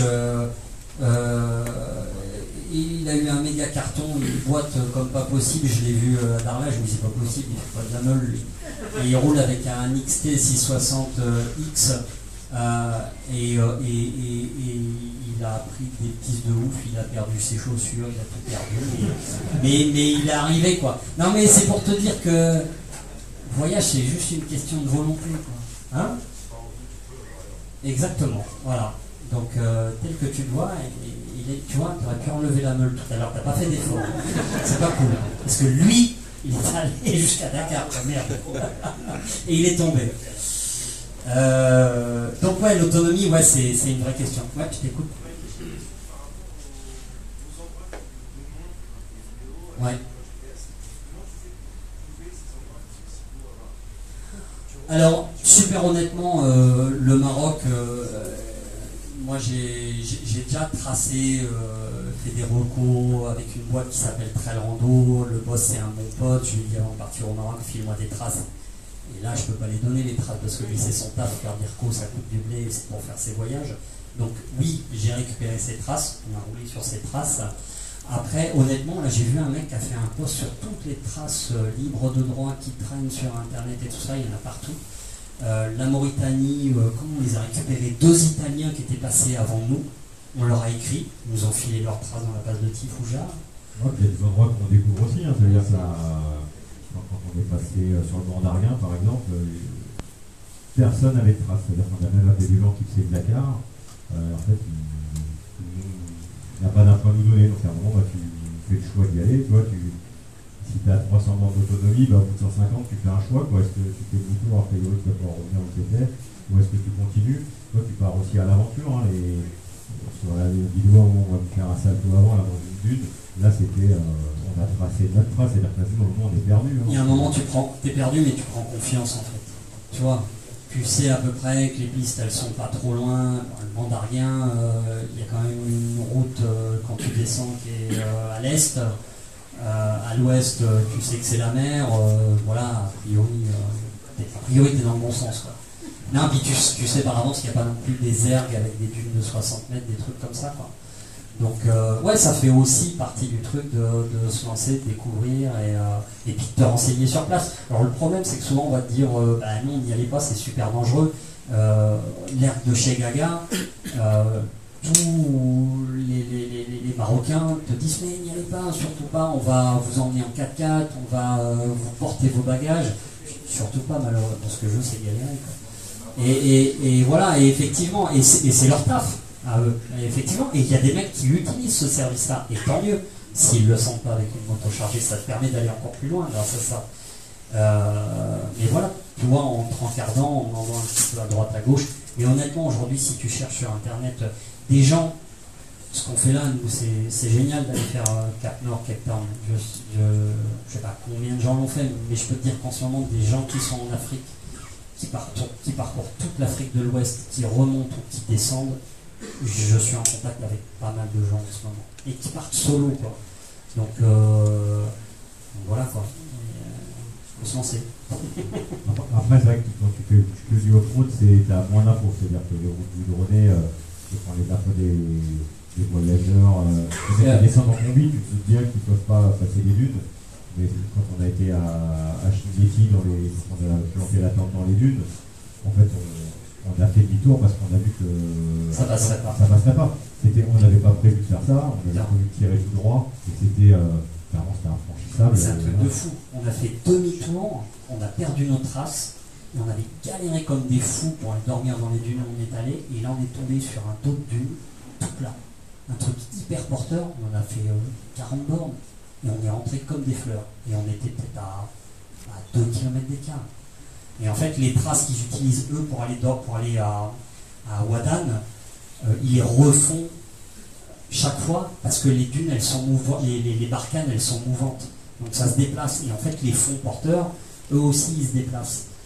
Donc, si tu as des traces, si je te donne mes traces dans les dunes et qui affrontent maintenant. Tu vas dire qu'on est des cons. Tout aura décalé de 2 km, donc la trace qui me semble correcte il y a peut-être pas 6 mois, mais à 1 an, 2 ans d'écart, les traces dans les dunes, tu peux plus t'en servir. Elles sont, les dunes, elles jouent, je sais pas, des kilomètres par an, quelque chose comme ça. Tu vois, donc, si tu veux vraiment traverser les dunes sur 300 km, là, tu prends un guide, les mecs qui peuvent te le faire traverser, ils les repassent tout le temps. On est parti à l'aventure et clairement, on a fait du tour parce que c'était infranchissable. Ouais, puis il faut pas rêver, c'est pas les 4,50 non plus de. Non, mais voilà, avec la moto de rallye, on monte des lignes de 200 mètres. C'est facile. Moi, j'ai fait, quand on est rentré 2 mois après, je suis en train de faire un rallye raid avec cette moto-là. Je suis repassé un peu dans les mêmes traces à Verzouga, dans les dunes au Maroc, avec la Transat. Avec la Transat, je me suis planté, j'ai mis 2 heures à en sortir. Et avec ça, parce que c'est facile. Ouais, c'est vrai que quand on part, on est plein d'espoir et plein de rêves, et que les premiers kilomètres dans le sable, ça douche un peu, quoi. Voilà, si on a un conseil à vous donner, c'est rigolo d'aller s'enfoncer 300 mètres dans l'air Chély, mais voilà, il ne faut pas rêver, vous ne montrez pas jusqu'en haut. Par contre, il y a vraiment des pistes dans lesquelles vous pouvez vous lancer. L'ergue de chez Gaga, il y a une piste qui circule au fond, alors c'est du vrai sable, mais ça reste accessible, quoi, avec du temps. On va essayer de passer juste rapidement, forcément, sur des choses que vous connaissez déjà, qui sont un petit peu plus administratives, mais on peut vous donner 2-3 infos. La copie de vos papiers que vous envoyez par mail, c'est pas con. Faire des fiches de renseignement, au départ on a fait des trucs, le nom du père, de la mère, le nom du chien, tout ça, on a super détaillé. Et en fait, ils t'en demandent tellement sur la route qu'à la fin, on a refait sur un coin de feuille, on donnait 5 infos. Il y avait peut-être 10 fiches par format A4 et on donnait ça et ça suffisait largement, quoi. Mais il faut que vous en ayez beaucoup. Vous aurez beaucoup de checkpoints, c'est-à-dire au nord Maroc ça va, on descend un peu dans le Maroc et encore plus en Mauritanie. fait, vous avez des contrôles de police, des fois tous les 20 km, des fois tous les 50 km. Et à chaque contrôle de police, ils vous arrêtent et ils veulent votre numéro de passeport, votre nom, pas mal de petites informations, l'immatriculation du véhicule. Si vous n'avez pas prévu de fiche, vous allez tout faire à la main parce qu'ils vont copier. Vous allez prendre une demi-heure dans les dents à chaque checkpoint. Donc il faut préparer des fiches, c'est juste pour gagner du temps. Ouais, je t'écoute. Alors, en fait, ça dépend. Je veux dire, si tu pars, tu prends une année sabbatique, c'est cool. Tu n'es pas obligé, quoi. Tu peux tout régler, tu peux toujours essayer de tout régler sur place. Là, en gros, on a 2 mois. On sait très bien que si on arrive sans visa dans plein de pays, notamment la RDC, l'Angola, le Nigeria, ça va être très compliqué. On n'a pas le temps d'y passer 3 jours. Ça sera peut-être le cas. Mais plus c'est réglé en avance, mieux c'est. Et là-dessus, j'ai qu'un conseil à vous donner, c'est de ne pas faire les démarches vous-même, à missionner une boîte. Il y a des boîtes en France qui ne font que ça, tous les visas. Et qui font. Moi, pour la Russie, ils m'ont refusé 7 fois. Donc si moi j'avais dû me dépasser 7 fois à l'ambassade pour justifier de la nouvelle pièce, du nom qui manquait, de tout ça, j'aurais perdu mon temps. Là, de toute façon, le prix il est le même qui se déplace 1 fois ou 7 fois. Donc voilà. Ouais, je t'écoute. Alors c'était un petit peu plus compliqué que ça parce que moi j'avais un visa humanitaire et représentation sportive. Tout simplement la moto ne m'appartenait pas. Déjà ça pour les Russes c'est compliqué. Je partais, j'étais pas payé par Ducati, mais pour eux je représentais la marque parce que le but était de faire une vidéo. Donc effectivement pour eux c'était très compliqué à comprendre. Maintenant, il faut savoir que globalement ils vont te demander un itinéraire, tu dis je vais dormir là, je vais là, je vais là, puis après tu fais rien de tout ça. Et t'as personne derrière toi qui peut te retourner, tu n'es pas suivi. Ouais, faut se détendre. Mais c'est vrai que tu es obligé de passer par tout ça. Et globalement, sachez tous que voilà, voyager surtout avec une carte grise à votre nom, c'est essentiel. Il y a aussi la question des carnets de passage en douane. Je vois souvent aujourd'hui la question circuler.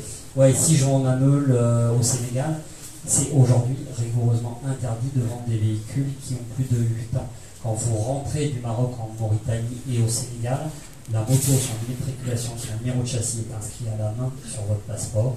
Quand vous sortez, c'est dédouané. Si vous sortez du pays, vous prenez l'avion pour rentrer et que ce n'est pas marqué dédouané sur votre passeport, ils peuvent vous demander de rester ou de payer une amende parce qu'ils ne savent pas où est la moto.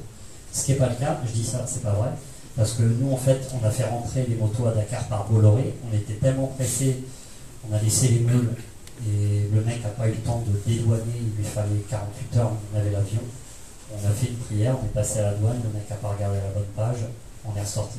Par contre, je peux te dire que si on retourne là, en Mauritanie ou au Sénégal, quand j'amène les factures de dédouanement qu'on a récupérées quand on a récupéré les motos et la carte grise qui est marquée passage aux douanes, pour bien montrer que la première fois, si jamais il retombe sur ce tampon-là, ben, je suis quand même sorti du pays en règle. Tu vois. On utilise le passeport aussi quand on voyage comme ça. Tout le monde a droit à 2 passeports. Tous. Donc, du coup, ça va, on mettra sûrement le visa du Sénégal, donc pas le visa au Sénégal, mais quand on va passer avec les motos au Sénégal, il faut juste encoder l'entrée. Il suffit. On présentera le passeport où il n'y a pas les transactions. Ouais. C'est une galère à assurer. Si on tombe dessus, on aura beau avoir des factures, ça va coûter 50 balles chaque. Ouais. Oui, un peu. Et quand on demande un deuxième passeport, l'État français, le numéro du premier passeport, il n'est pas annulé ou... Non, pas du tout. Demain, alors je te prends mon exemple. Moi, quand je suis allé en Russie, je partais en vacances au Monténégro au même moment. Je savais que mon passeport allait rester longtemps bloqué. Alors, il faut avoir une lettre de mission professionnelle, mais ça, tu l'as fait faire par n'importe quelle boîte. Tu dis, je sous-signé, certifie, missionné monsieur pour partir. Il a également besoin de son passeport en même temps pour partir dans tel pays. Or, son passeport va être bloqué en ambassade de Russie. Ils te font immédiatement un deuxième passeport. Et si c'est en urgence, en attendant que tu reçoives ton deuxième passeport, ils te font un passeport vert qui ne dure qu'1 an. Ce qui fait que moi, je me suis retrouvé cette année-là avec 3 passeports. Donc, j'ai fait le deuxième sans raison. Si je t'ai fait une lettre professionnelle. C'était assez simple, en fait, ils m'ont pas posé de questions. Je dis voilà, je veux un deuxième passeport, ils m'ont fait, il n'y a pas de souci. Et on montre celui qu'on veut. Ah bah oui. Alors attention, après, par exemple, quand tu prends un billet d'avion et que tu réserves avec tel passeport, tu ne montres pas l'autre. Là, tu fais gaffe. Mais c'est encore resté sur le quai. Tes visas, ils sont sur un passeport. Pardon? Les visas, ils sont sur un passeport. Sur un seul passeport. Mais là, tu vois, par exemple, le Non, fait sur les d'avoir... deux, sur les deux. Bon, on va avoir 10 visas sur un passeport et 10 visas Oui. sur l'autre. Hein. Oui, tu répartis. Avant de passer la frontière, il faudra qu'on cherche lequel il faut montrer. C'est ça, oui, oui. Voilà. Non, Et mais c'est- pas le choix. Et sachez par exemple que là, c'est 13 visas pour ce qu'on va faire. Si vous faites renouveler votre passeport, c'est gratuit. Pensez demander un passeport grand voyageur, il y a 10 pages de plus. C'est pas con. La dernière chose, administrativement, pensez au carnet de passage en douane, ce que je vous ai dit, c'est interdit de revendre des véhicules et ils font gaffe. En fait, l'idée, c'est que les Sénégalais ou les Mauritaniens ou tous les Africains ne se retrouvent pas à la poubelle de l'Europe avec nos véhicules qui ont plus de 8 ans chez eux. Le seul problème, c'est que finalement, comme ils n'ont pas la thune pour acheter des véhicules de moins de 8 ans, ils entretiennent leurs véhicules qui ont déjà 30 ans, qui vont avoir 40 ans, 50 ans. Donc, c'est un peu débile, mais c'est pour éviter les trafics. Donc beaucoup de gens se basent encore sur la belle époque où on descendait des véhicules à Dakar, on les vendait. J'ai fait une année, moi, le Mali, le Sénégal, avec des mobs qu'on avait achetés au Burkina par des pistes, et je pensais faire une affaire, on avait acheté 800 € des mobs qui s'appelaient des Ninja, qui étaient fabriqués, des licences qu'avait revendu Peugeot, c'était des copies de Peugeot 103. Et arrivé à Dakar, je m'étais dit, chic, on va les revendre. Et en fait, le mec nous a acheté les 3 mobs pour 300 €. On avait payé plus de 2000 € les 3 mobs. Tout simplement parce que les chinoiseries étaient arrivées à Dakar et que personne ne voulait des Peugeot 103. Donc voilà, des bonnes affaires, l'idée de descendre des véhicules et tout ça, c'est vraiment fini. Ça va, vous tenez le coup? Ouais. Oula. Petite question matérielle, vous partez jamais avec des balises de détresse genre InReach ou équivalent? Non. Non. Non. Alors par contre, téléphone satellite, oui. Par contre, il faut savoir un truc, et moi je ne le savais pas, ça peut être considéré comme un matériel militaire dans certains pays. Et quand je suis ressorti notamment du Maroc, ils m'ont vraiment saoulé avec ça. Je leur ai dit, mais c'est un téléphone satellite, quoi. C'est juste au cas où je sors de la Mauritanie. Ouais, c'est important de pouvoir prévenir et de dire où on est. La balise, non, on ne fait pas. Mais il faut savoir qu'il faut bien se renseigner avant. D'ailleurs, sur tous les sites de location, le mieux c'est de l'acheter quand on parle longtemps. Et sur tous les sites de location, ils précisent bien qu'il y a des pays où c'est du matériel d'espionnage. Donc il vaut mieux le savoir avant. Attends, quand tu parles du carnet le drone est rigoureusement interdit au Maroc, notamment. C'est 5 ans d'emprisonnement. Après, on ne fait pas les malins, on l'a fait, parce que c'est un peu mon métier, je ne suis pas au-dessus des lois ni rien, et ça aurait pu me tomber dessus, mais on est rentré par voie terrestre. Quand vous rentrez par avion, forcément, il y a les rayons X, ils voient tout ce qu'il y a dans vos bagages, vous ne le faites pas. Quoi. Par contre, par voie terrestre, ça peut passer. Si vous faites choper à l'entrée, c'est votre drone qui disparaît, ils vous le confisquent, vous ne risquez rien. Ce qui est plus compliqué, c'est de se faire choper à la sortie. Parce qu'ils savent forcément que vous avez filmé des images. Ils vont chercher ces images. Et vous avez déjà fait ce qui est interdit. Donc, si vous n'en avez pas le besoin impératif, évitez. Quoi. Tu pars avec quel drone? Un compact, j'imagine? Ouais, alors je vais vous montrer un tout petit peu le matériel que j'utilise, parce que c'est aussi beaucoup une question que je rencontre. Beaucoup de gens aiment aujourd'hui ramener des témoignages filmés de ce qu'ils font. On pose souvent la question, qu'est-ce que tu as comme drone, qu'est-ce que tu utilises comme matos? Le drone ne fait pas tout, ça reste un point de vue. Une GoPro ne fera pas tout, ça reste un point de vue, avec un son médiocre, avec un champ de vision super large. Donc il faut quand même savoir que le travail qu'on ramène est un travail de tous les instants avec du vrai matériel. J'ai une caméra, tout tient là-dedans. J'ai un drone, j'utilise un Mavic Pro. Là, quand je pars, j'ai le Pro 2, mais quand je pars au Maroc, j'emmène du matériel qui craint un petit peu moins ou en Afrique. Si on se le fait saisir. Si on se fait saisir, voilà. C'est un vrai boulot. Je vous avais dit notamment sur... il faut savoir que tous les gens qui posent la question comment tu filmes et qu'est-ce que tu fais et j'aimerais ramener ça, vous allez vous imposer quelque chose que vous n'avez peut-être pas forcément choisi. C'est-à-dire que c'est vraiment un putain de boulot tout le temps. De filmer, de ramener du bon son, d'avoir toutes les prises de vue, les différentes valeurs de prise de vue. Et si vous êtes dans un groupe, vous allez commencer à dire à un tel, tiens, ce serait sympa si on repassait là, si tu vas, tiens, on roule comme ça, tiens, on va se mettre en formation. et d'un seul coup vous instaurez quelque chose dans un groupe autour du voyage que peut-être les gens n'ont pas choisi du tout. Donc faites super attention autour de ça. Des GoPro, ça ramène que des fichiers qui pèsent des tonnes et ça finit par rester une GoPro sur une étagère. C'est génial quand vous avez une chute, vous pouvez la montrer sur YouTube, sur Facebook. Mais voilà quoi, c'est le son, c'est difficile. L'idée pas de vous décourager quoi, l'idée de vous dire que si vous souhaitez ramener quelque chose, ayez conscience que vous allez vous sortir du voyage, du plaisir, que vous allez vous créer des obligations, que le soir, l'idée c'est de ramener, de tout le temps décharger vos rushs. Là, moi j'ai ce qu'on appelle un flight case dans lequel tient 7 tablettes et j'ai que des disques SSD qui n'ont pas de mécanique dedans pour justement ça ne soit pas fragile.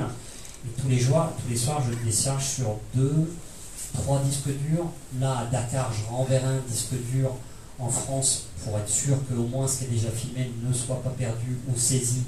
Et j'ai un disque dur sur moi, j'en ai un là, j'en ai un peu partout. Donc c'est un vrai boulot, c'est recharger tous les soirs, c'est écrire tous les soirs. Je me plains pas, hein, tout va bien, je me régale. Moi je fais des allers-retours pour ouais, il accepte. Moi je fais 20 km de plus que lui par jour. Ouais, il consomme plus finalement. Donc voilà. Et je vous avais dit aussi sur internet que je vous montrais un tout petit truc. J'ai là ici. C'est rien d'exceptionnel. Vous avez le droit de faire. C'est une perche pour les ingénieurs du son. Ça vaut 100 €. C'est cher. Sur Amazon. Vous la dépliez, ça monte à 4 mètres. Ici, moi, je mets une GoPro et je filme. Et je suis le meilleur pilote de drone au monde. Parce que lui, quand il est devant moi, la hauteur, juste avec le grand angle, on a vraiment l'impression que c'est un drone qui vole, qui suit la personne devant. Et je suis vraiment juste derrière, pour peu qu'il y ait des arbres au-dessus, que la caméra elle passe à ras, vous avez des perspectives de dingue. Alors vous ne prendrez jamais 100 mètres d'altitude pour montrer le paysage, mais sachez que ce genre de petits trucs, ça peut faire des images pour pas cher qui sont juste incroyables. C'est pareil, là, la moto, si vous avez décidé de faire ça, il faut que ce soit simple et accessible pour tout le monde et facile. Moi, tous mes supports, ils sont prêts, partout. Et ils sont tous... c'est tous les mêmes supports. C'est-à-dire que j'ai qu'à faire un clic, je le passe devant, je le passe derrière. Il faut que ce soit vraiment toujours le plus simple possible. Et aujourd'hui, il faut quand même savoir qu'avec les GoPro, on a atteint des degrés de stabilisation, par contre, pour faire des images embarquées qui sont juste exceptionnelles. Pareil, j'ai pas d'action chez GoPro. Si jamais vous devez choisir entre une 8 et l'Osmo Action de chez DJI, je comprends pas pourquoi elle sort gagnante de tous les comparatifs. Il n'y a pas photo entre une 7 et une DJI Action ou même une 8 aujourd'hui. Donc voilà, c'est juste mon avis personnel. Je pense qu'on va pas tarder à passer à la bouffe lyophilisée. Ouais.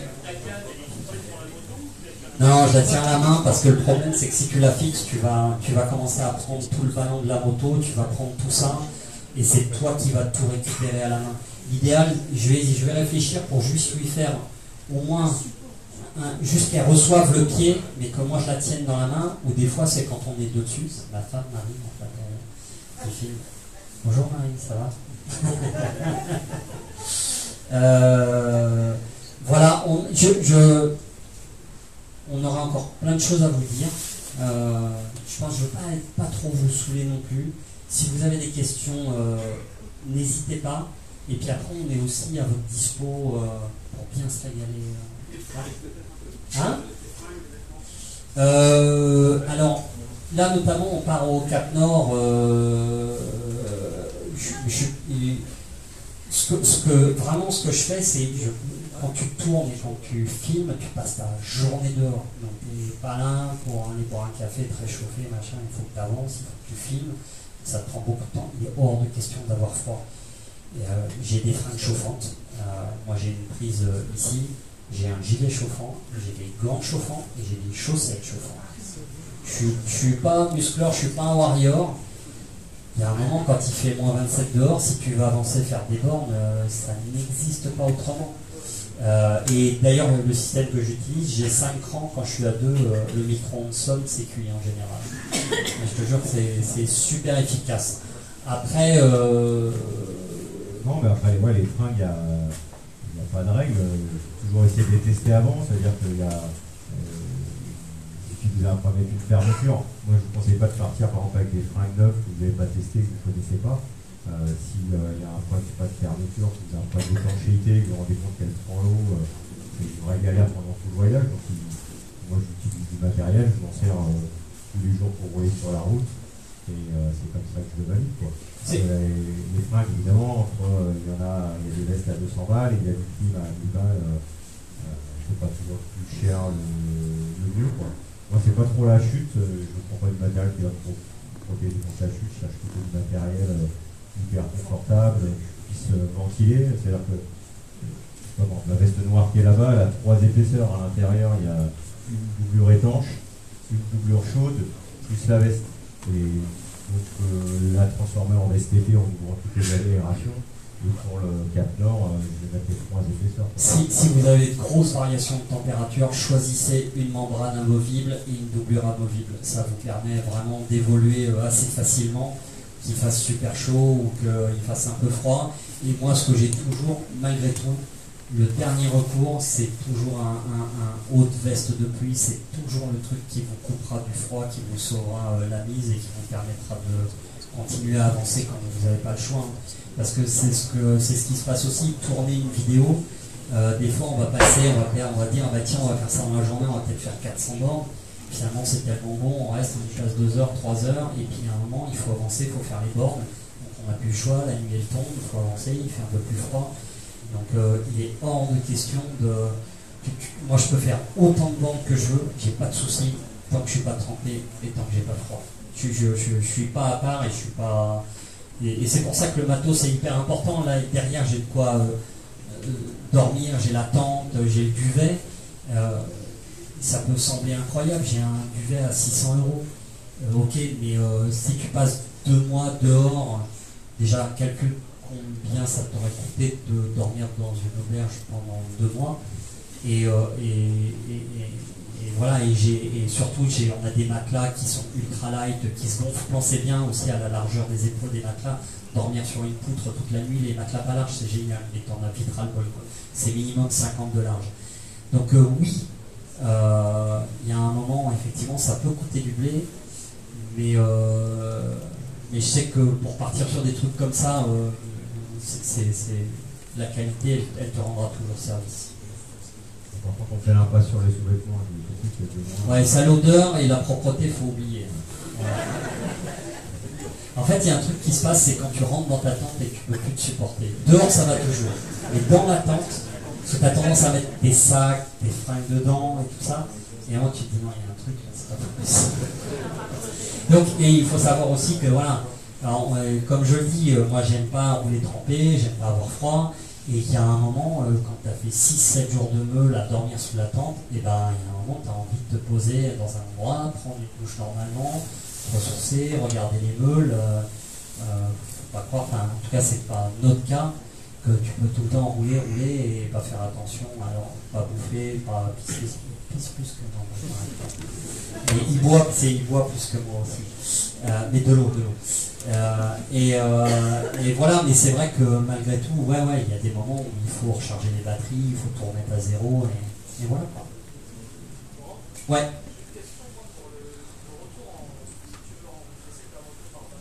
Oui.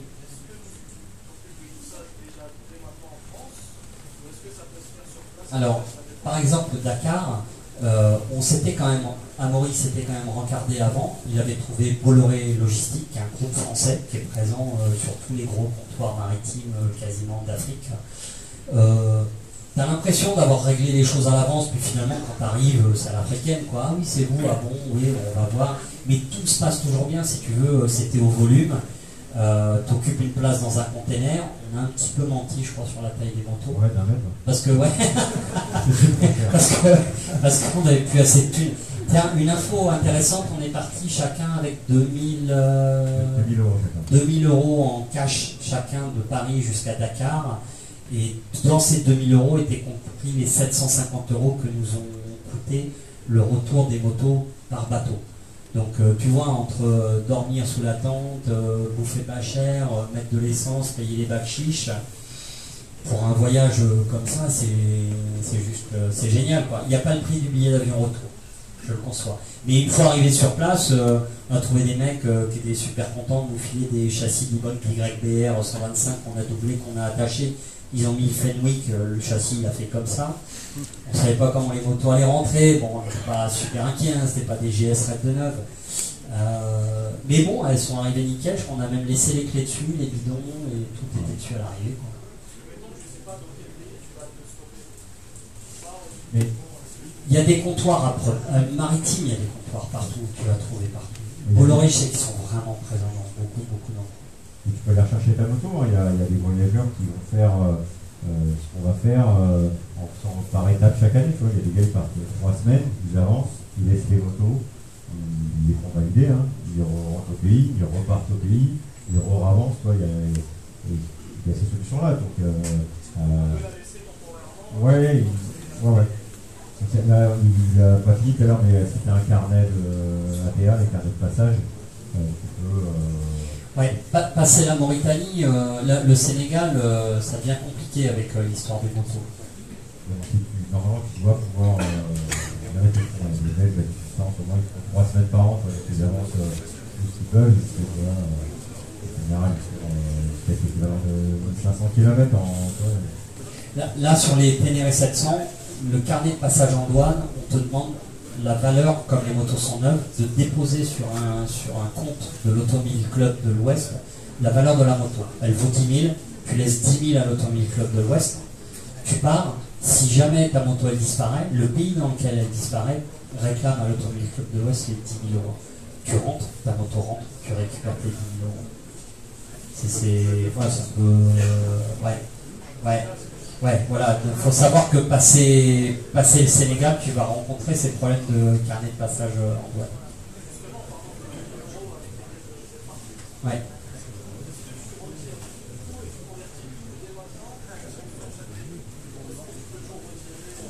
Honnêtement, tu tombes toujours sur des villes, des endroits où tu peux retirer, il y a des solutions. Le Maroc, c'est méga développé, jusqu'au Sénégal, ouais, il y a rien qui t'arrête.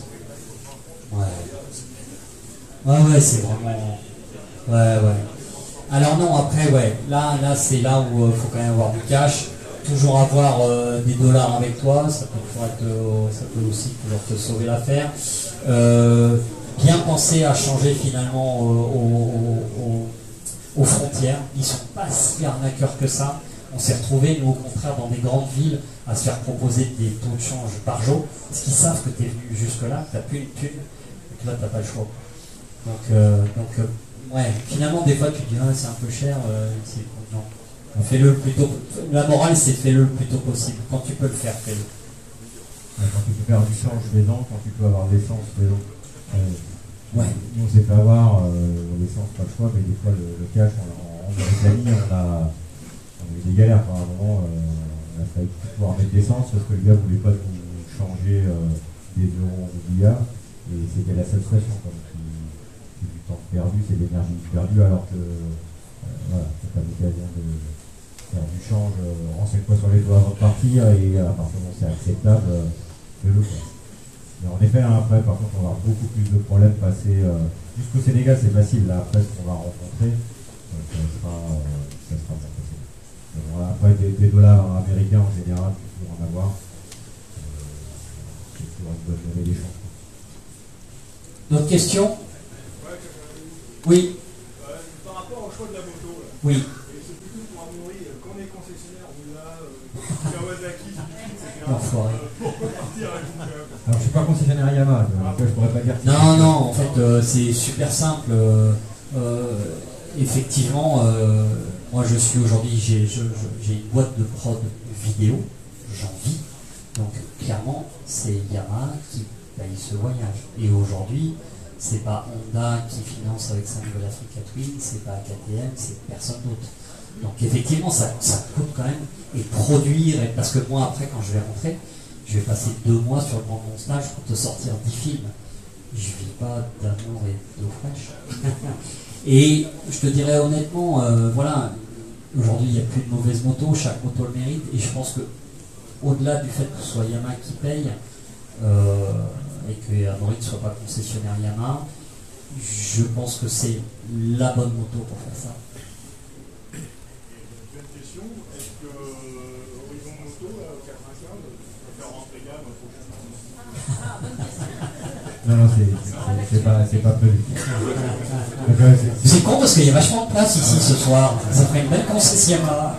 Non, mais de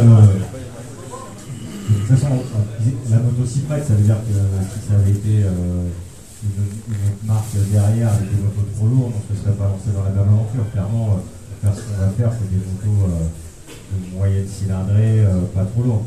Rien contre OBM, mais voilà, j'ai déjà fait Paris-Bamako avec une GS, donc je connais. C'est l'enfer. La 1200 GS Adventure, elle est vraiment très très lourde. Ça veut dire que les dunes, le sable, les pistes très molles avec des motos de 250 kg hors équipement, c'est presque surhumain. Alors il y a des top pilotes qui passeront partout, mais c'est pas le cas. Il faut des motos clairement moins de 200 kg, sinon j'y vais pas. Alors oui, sans boîte DCT. Ouais. Le moins d'emmerde possible, clairement. Après, est-ce qu'on serait allé dans les mêmes endroits? On aurait tenté. Après, moi je connais pas assez les capacités de la moto pour voir. Il y a une piste là en République démocratique du Congo qui fait 1000 bornes, qui s'appelle la Nationale 1. Ils ont donné juste le nom à la Nationale 1, parce que sinon c'est vraiment une piste recouverte par la végétation, c'est le seul moyen de descendre, il y a 1000 bornes. Quand tu t'enquilles là-dedans avec des motos qui font quand même à 2, tu passeras toujours, tu vas te tracter, tu vas mettre du temps, tu vas ouvrir des voies sur le côté, tu vas passer. C'est vrai que là, je t'avoue, le fait que la moto soit super simple, il n'y a pas de traction control, le CB7, le moteur, il est ultra élevé, la moto, elle est fine, tu la regardes de chaque côté, il n'y a rien qui dépasse. Voilà. Après, tu me poses la question, demain, je vais faire le tour du monde, je prends que des routes. Je te dis, fais-toi plaisir entre une Multi, une Triumph, une Africa, une Vestrom, il n'y a pas de mauvaise meule. Clairement, si tu dois faire le tour du monde à 2 ou faire un gros voyage, c'est pas une très mauvaise idée, ça par contre. Tu vois? Donc en fait. Ouais, c'est sûr que si j'avais le choix, je partirais avec une moto de rallye, quoi, que ce soit la KTM ou la Honda. Tout est simple, mais du coup, partir en voyage avec une moto comme ça, il y a 34 litres ou 35 litres d'essence, elle serait juste parfaite, mais c'est presque trop facile, quoi. C'est-à-dire que partir avec une moto de rallye, on peut faire 1000 bornes par jour. Hein. Si, il y a un mec qui s'appelle Lyndon Poskitt, qui voyage à travers le monde, qui fait un truc qui s'appelle Races to Places. Alors lui, il est parti d'une 690 qu'il a montée en alésage à 720. Et il a tout équipé. En fait, il a fait le tour du monde et son principe, c'était tous les pays où il passait, où il y avait des courses organisées, il décharge sa meule et il fait sa course-là. Il est allé faire des bases aux États-Unis, c'est hallucinant. Tu verrais sa meule, il en crée des réplicas aujourd'hui, il les vend et il filme aussi, il fait pas mal de vidéos. Avec sa moto, elle fait rêver. Il a fait 240 000 bornes. Ouais. Si, non mais c'est pas celle-là que j'ai fait, non, c'est sa 450 de rallye que j'ai fracassé. Parce que là, j'ai choisi autre chose. Ah, c'est cher, mon fils.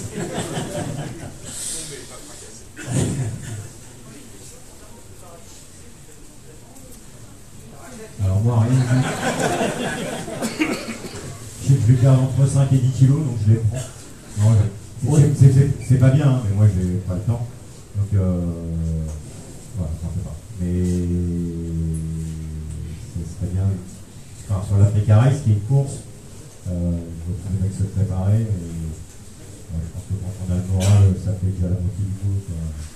Mais en fait aussi, je pense que quand tu as beaucoup roulé à la moto, la première fois dans ta vie que tu vas faire 8 heures de meule dans la journée, il y a le vent qui va te traverser le cerveau, tout va t'user, tu dis pour peu.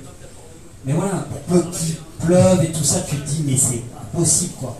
Et en fait, le fait d'en faire, tu reconnais cette fatigue et tu arrives à la gérer.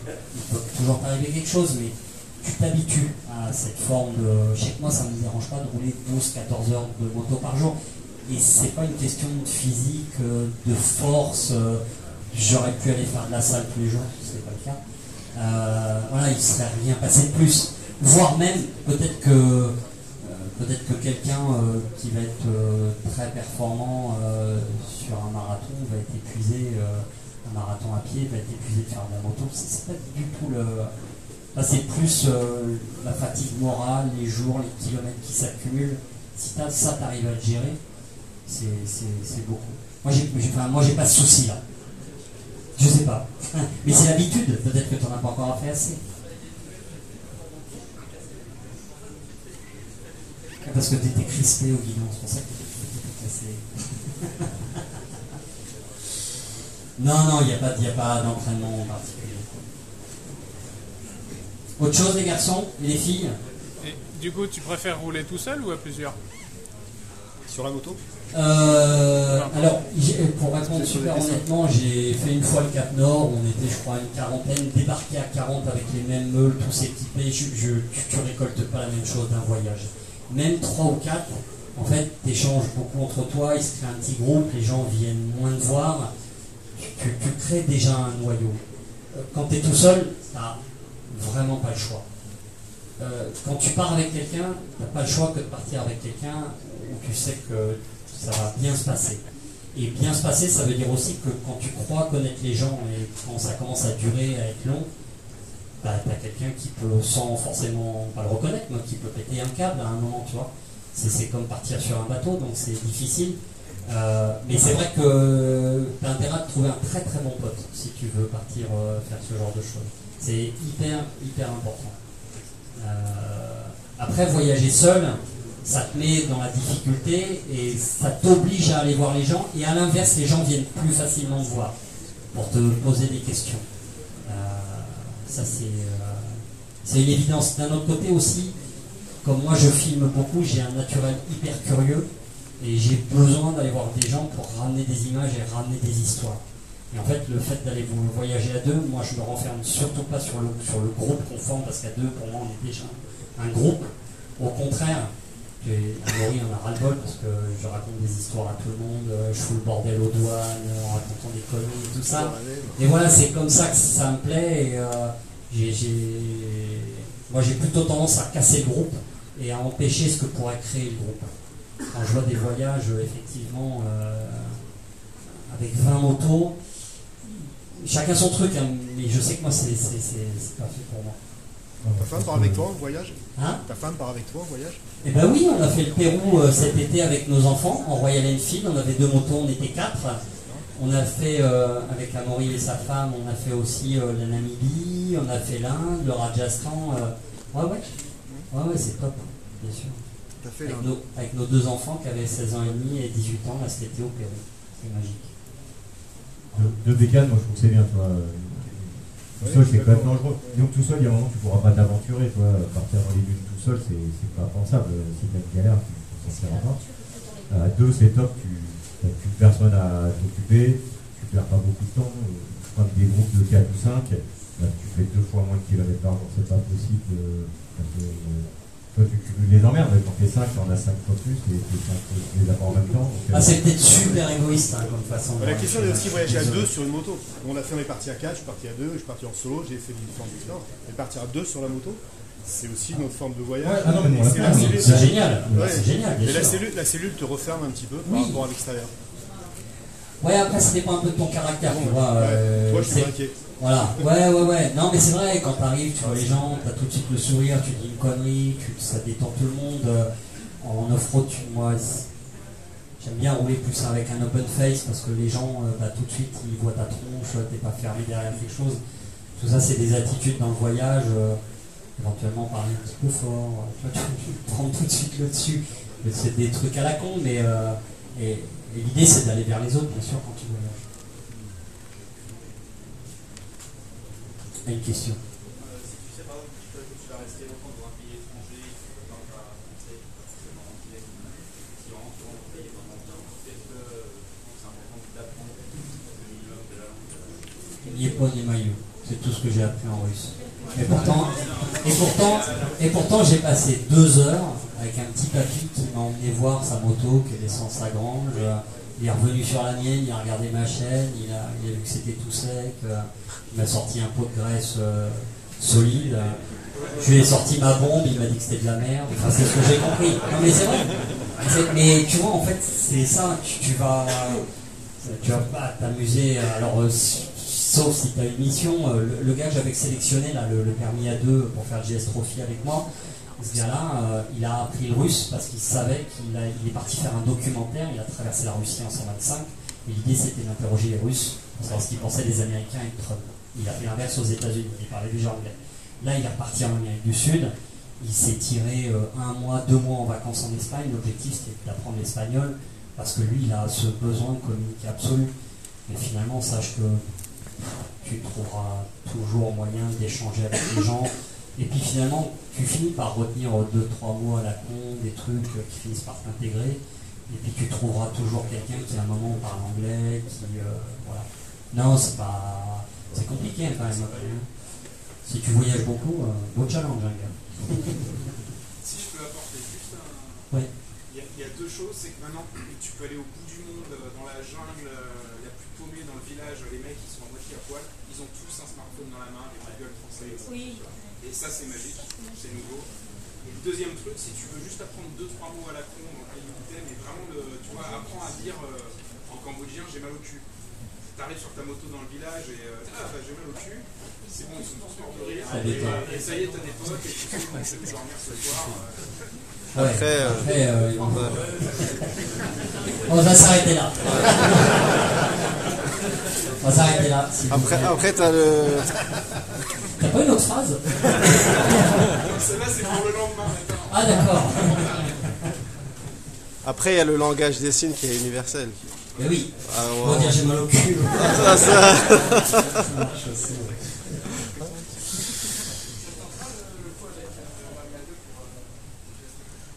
Non, pas pour une bonne raison que en fait, mes vidéos sont des histoires et si l'histoire elle change pas, elle n'a pas d'intérêt. Donc refaire le GS Trophy, oui, mais avec une autre histoire. C'est ça l'idée. Désolé, t'es en permis A2. Bien tenté. Pardon. Ouais. Je reviens sur le problème de langage. Il y a un petit bouquin, un petit fascicule, c'est que des dessins. Ça fait 3 petites pages. Et c'est le truc tout con quand on voyage, on cherche une laverie, n'importe quoi. Il y a toujours le petit dessin qui correspond.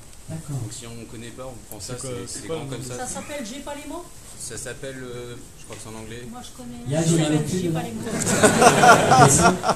Si tu as des problèmes à la pharmacie, tu peux le montrer.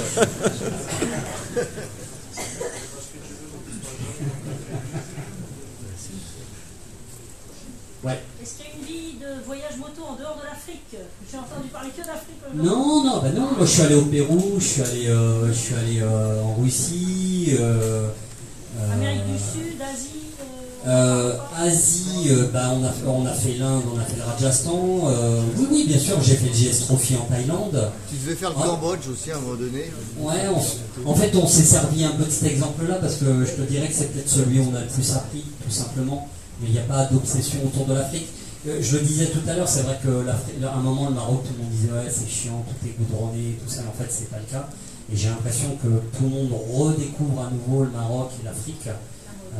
Où c'est quand même magique et c'est quand même la proximité. Alors après tu as les Balkans, tu as le Monténégro, tu as tout ça qui sont très beaux à aller découvrir. Ou les pays lointains avec location de moto. Oui, mais voilà, mais c'est plus les mêmes budgets. C'est-à-dire que c'est ce que je te dis tout à l'heure, avec 2000 € tu descends à Dakar. C'est pour des petits voyages. Quand tu loues une meule, tu tombes tout de suite dans des tarifs de 3500, 4000 sur 10-15 jours, tu vois, Ça dépend des pays. Oui, ça dépend des pays, ouais, bien sûr. Mais en voyage organisé, c'est tout de suite un peu plus cher. Je parle pas de voyage organisé. D'accord. Moi j'ai fait pas mal d'Asie aussi, hein, donc par contre je joue des 125. Oui, ou des 200. Ouais, c'est ça. Donc, j'ai fait l'Indonésie, j'ai fait l'Asie, j'ai fait la Thaïlande, en Pékin. Ça marche très bien aussi. C'est moins compliqué, je veux dire même l'Inde. Mais ça peut concerner plus de gens. Oui, c'est ça. Mais c'est sûr qu'aller en Indonésie, n'importe où, trouver des motos à louer une fois sur place parce qu'il n'y a pas grand chose d'organiser. C'est des choses que je fais souvent. Par contre, si on fait des distances très courtes, parce qu'avec des petites 125, quand on a fait 150 bornes dans la journée, c'est déjà pas mal, parce que souvent je suis pas en très bon état.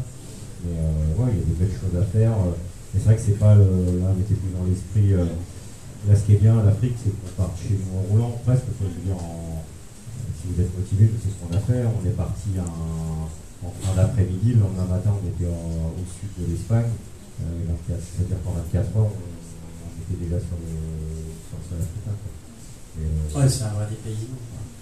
C'est pareil, partir en Asie, on va prendre des coups de Bardala. C'est différent. On dort pas dans la tente. Quand je fais un demi, En même temps, en Asie, les habitations sont pas chères. Oui, voilà, c'est ça. Ouais, mais on n'a pas forcément besoin de temps. Mais c'est vrai que l'esprit de road trip, des fois, si on veille sa tente, c'est pas tous les jours obligatoire. Il y a des fois, on va planter la tente à côté d'un gîte, parce que voilà, c'est l'esprit du voyage aussi. Quoi.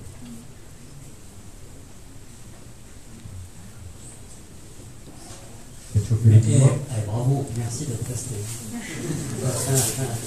Après, j'avais un petit mot à vous dire tous les deux. Je tenais à vous féliciter pour ce que vous faites, parce que vous nous faites rêver. Et on partage, on regarde, on est dans notre canapé et on voyage. C'est super gentil. Voilà. Et ça donne des envies. Merci à vous tous. Merci.